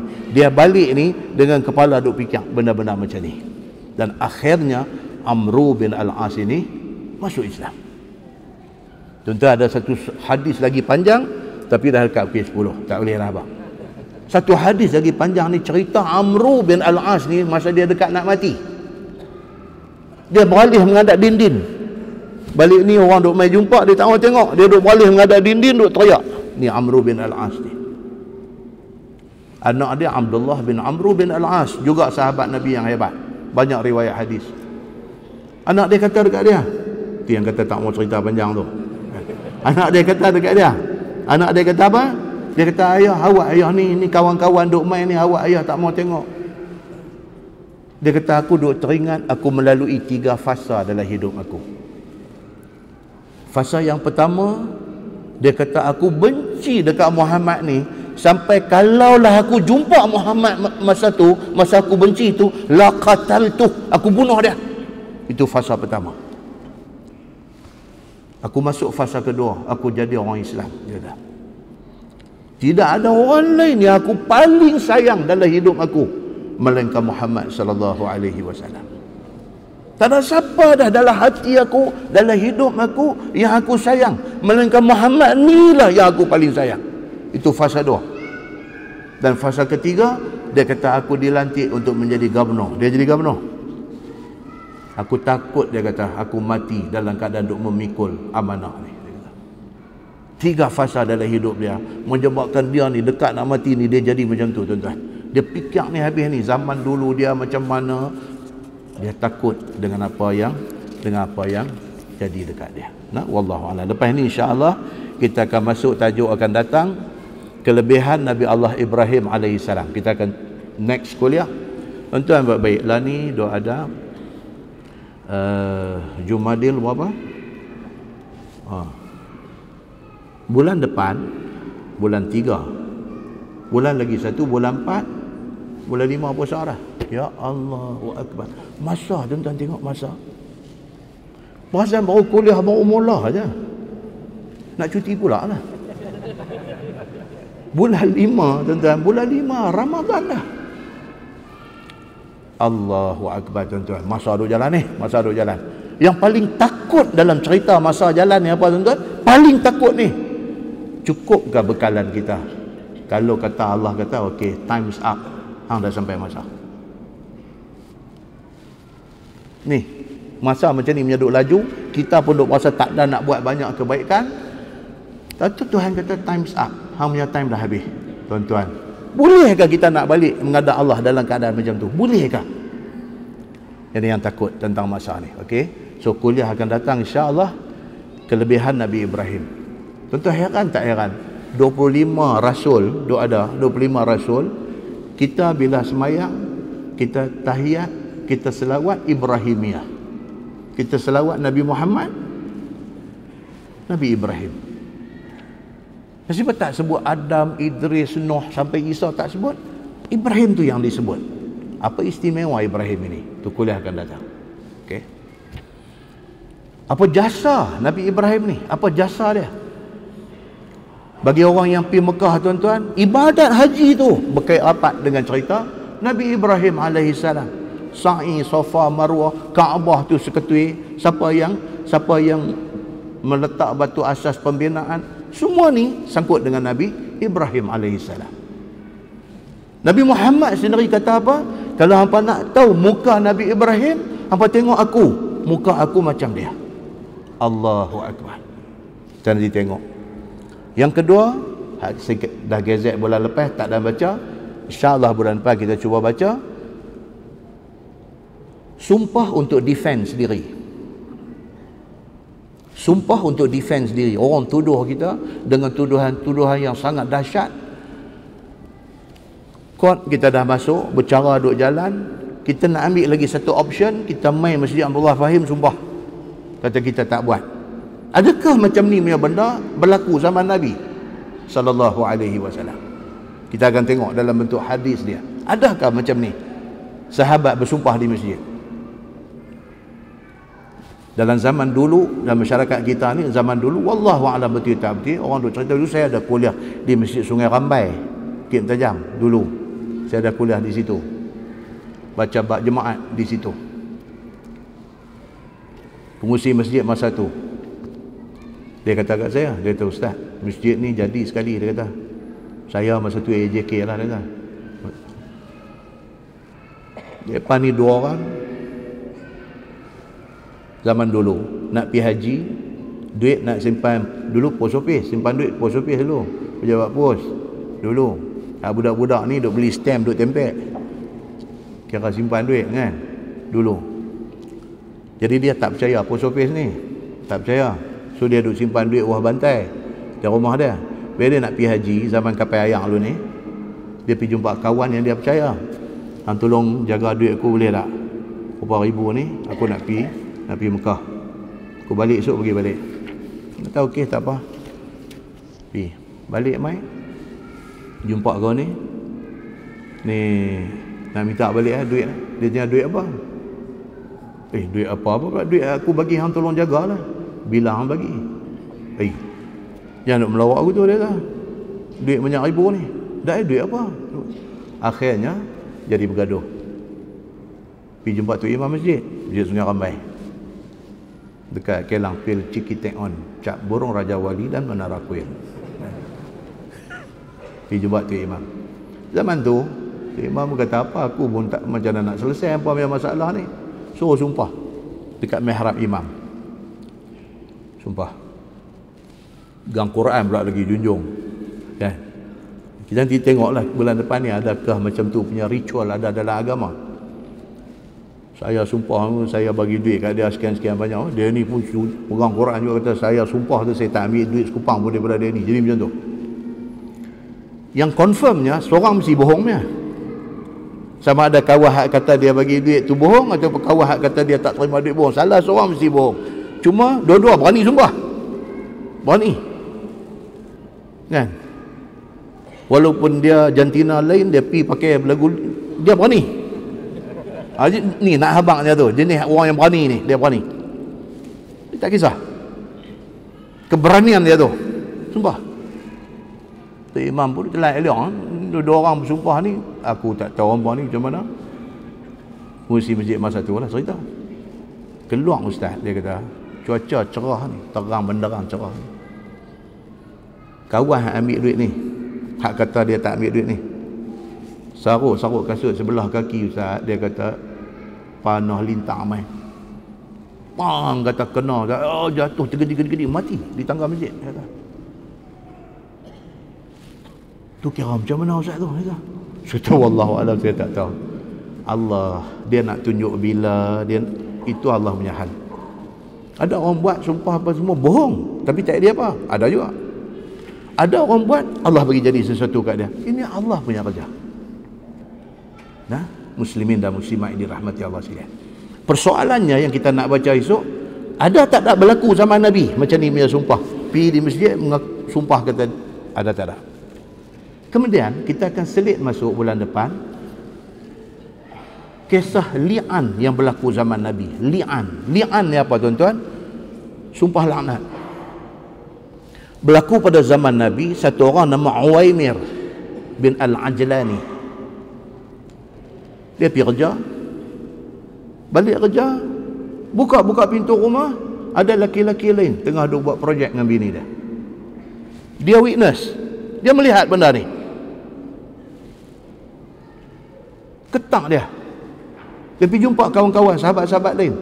Dia kata, apa aku patut buat? Dia kata, orang lain duk atas badan bini aku, adakah boleh aku bunuh mereka ni?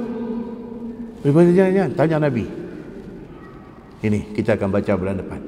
Apa kesudahan kepada kisah Uwaimir Al-Ajlani ini? Apa kesudahan dia? Dia panggil benda tu sumpah li'an. Baik. Kemudian kita akan tengok lagi satu akan datang ni dia akan cerita tentang ayat lan tanalul birra hatta tunfiqu mimma tuhibbun. Dan kita budak-budak lu tanya, hang baca juih apa dah? Dia baca Quran. Hang baca juih apa dah? Ni dah naik lantanalu. Lantanalu kan? Kita lu lantanalu. Apa lantanalu? Hang baca apa? Aku telka.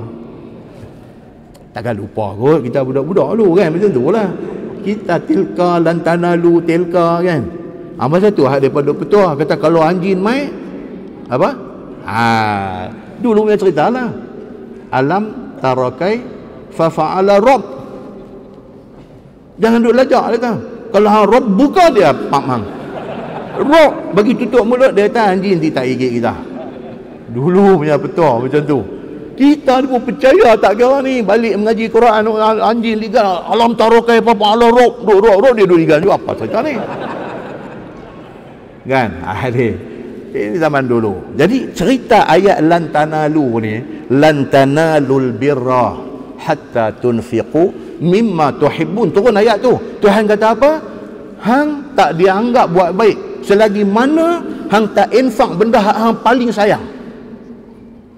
Takkan duk bagi RM10, RM50, RM1000 kat orang ni tak iri. Kalau faham pada ayat tu, tak iri apa? Sampai kita ni sampai satu tahap hak kita paling sayang tu kita boleh bagi kat orang. Yang tu baru dia anggap kebaikan. Bila turun ayat ni, Nabi baca lagu tu, satu sahabat ni nama Abu Talha. Abu Talha ni bila dengar Allah dia kata, jadi hak aku duk bagi sikit sebanyak selama ni tak iri apa lah. Cerita dia aku mau buat macam ni ya. Dia pergi jumpa Nabi SAW. Dia kata, ya Rasulullah, tidak ada benda yang paling saya sayang dalam dunia ni melainkan inilah kebun kurma ni. Kebun kurma tu tang mana tuan-tuan? Tu kawasan laman Masjid Nabawi tu. Kalau kita mai daripada daripada Dar Taibah, daripada arah sinilah Dallah Taibah, daripada Concord, daripada apa nak pergi ke Masjid Nabawi tu, dataran masjid tu, itu semua kebun kurma Abu Talhah dulu. Dalam kebun kurma tu pula ada pula satu telaga, dia panggil Bayruha. Dalam hadis sebut Bayruha, ada orang sebut Bi'ruha, Bi'ru telaga, Bi'ruha. Di mana lokasi itu yang kata Bi'ruha tu? Sampai hari ini kerajaan Saudi dalam masjid dia mark tempat tu sebagai kenangan Abu Talhah dengan ayat lan tanadul birra. Ayat ni. Okey, kita nanti baca hadis tentang ni pada kuliah yang akan datang insya-Allah. Jadi bila macam tu punya gazet, jangan tak mai bulan depan. Kecuali kalau ustaz yang tak mai, itu cerita lain, kan? Kalau tak mai, jangan buat tak mai. Mai kita dengar tuan-tuan, seronok tuan-tuan. Khazanah ilmu Islam ni, Quran, hadis ni tuan-tuan. Kalau kita digest, kita hadam dengan cara yang betul. Allahu Akbar tuan-tuan. Dia menjadi satu inspirasi. Dia boleh nak motivate kita untuk kita beramal dengan agama kita dengan cara yang betul. Kita tunggu dengan tasbih kafarah dan suratul Asr. Ngam-ngam ke 10. Subhanakallahumma bihamdik, asyhadu an la ilaha illa anta, astaghfiruka wa atubu ilaik. Bismillahirrahmanirrahim. Wal 'asr innal insana lafi khusr illa allazina amanu wa 'amilus shalihat wa tawasaw bil haqq wa tawasaw bis sabr. Allahumma shalli ala Muhammad wa ala ali Muhammad. Bismillahirrahmanirrahim. Alhamdulillahi Rabbil Alamin, hamdan yuwafi ni'amahu wa yukafi'u mazidah. Ya Rabbana lakal hamdu kama yanbaghi li jalali wajhikal karimi wa azimi sultanik. Radina billahi rabba wa bil islami dina wa bi Muhammadin nabiyyan wa rasulah. Allahumma aftah alaina futuhal arifin warzuqna fahman nabiyyin bijahi khatamil mursalin. Allahumma faqihna fid din wa 'allimna at-ta'wil wahdina siratal mustaqim. Allahumma arinal haqqa haqqan warzuqna ittiba'ah wa arinal batila batilan warzuqna ijtinabah. Allahumma ij'al jam'ana jam'an marhuma wa tafarruqana min ba'dihi tafarruqan ma'suma.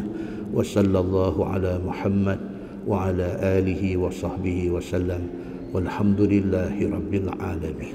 Assalamualaikum.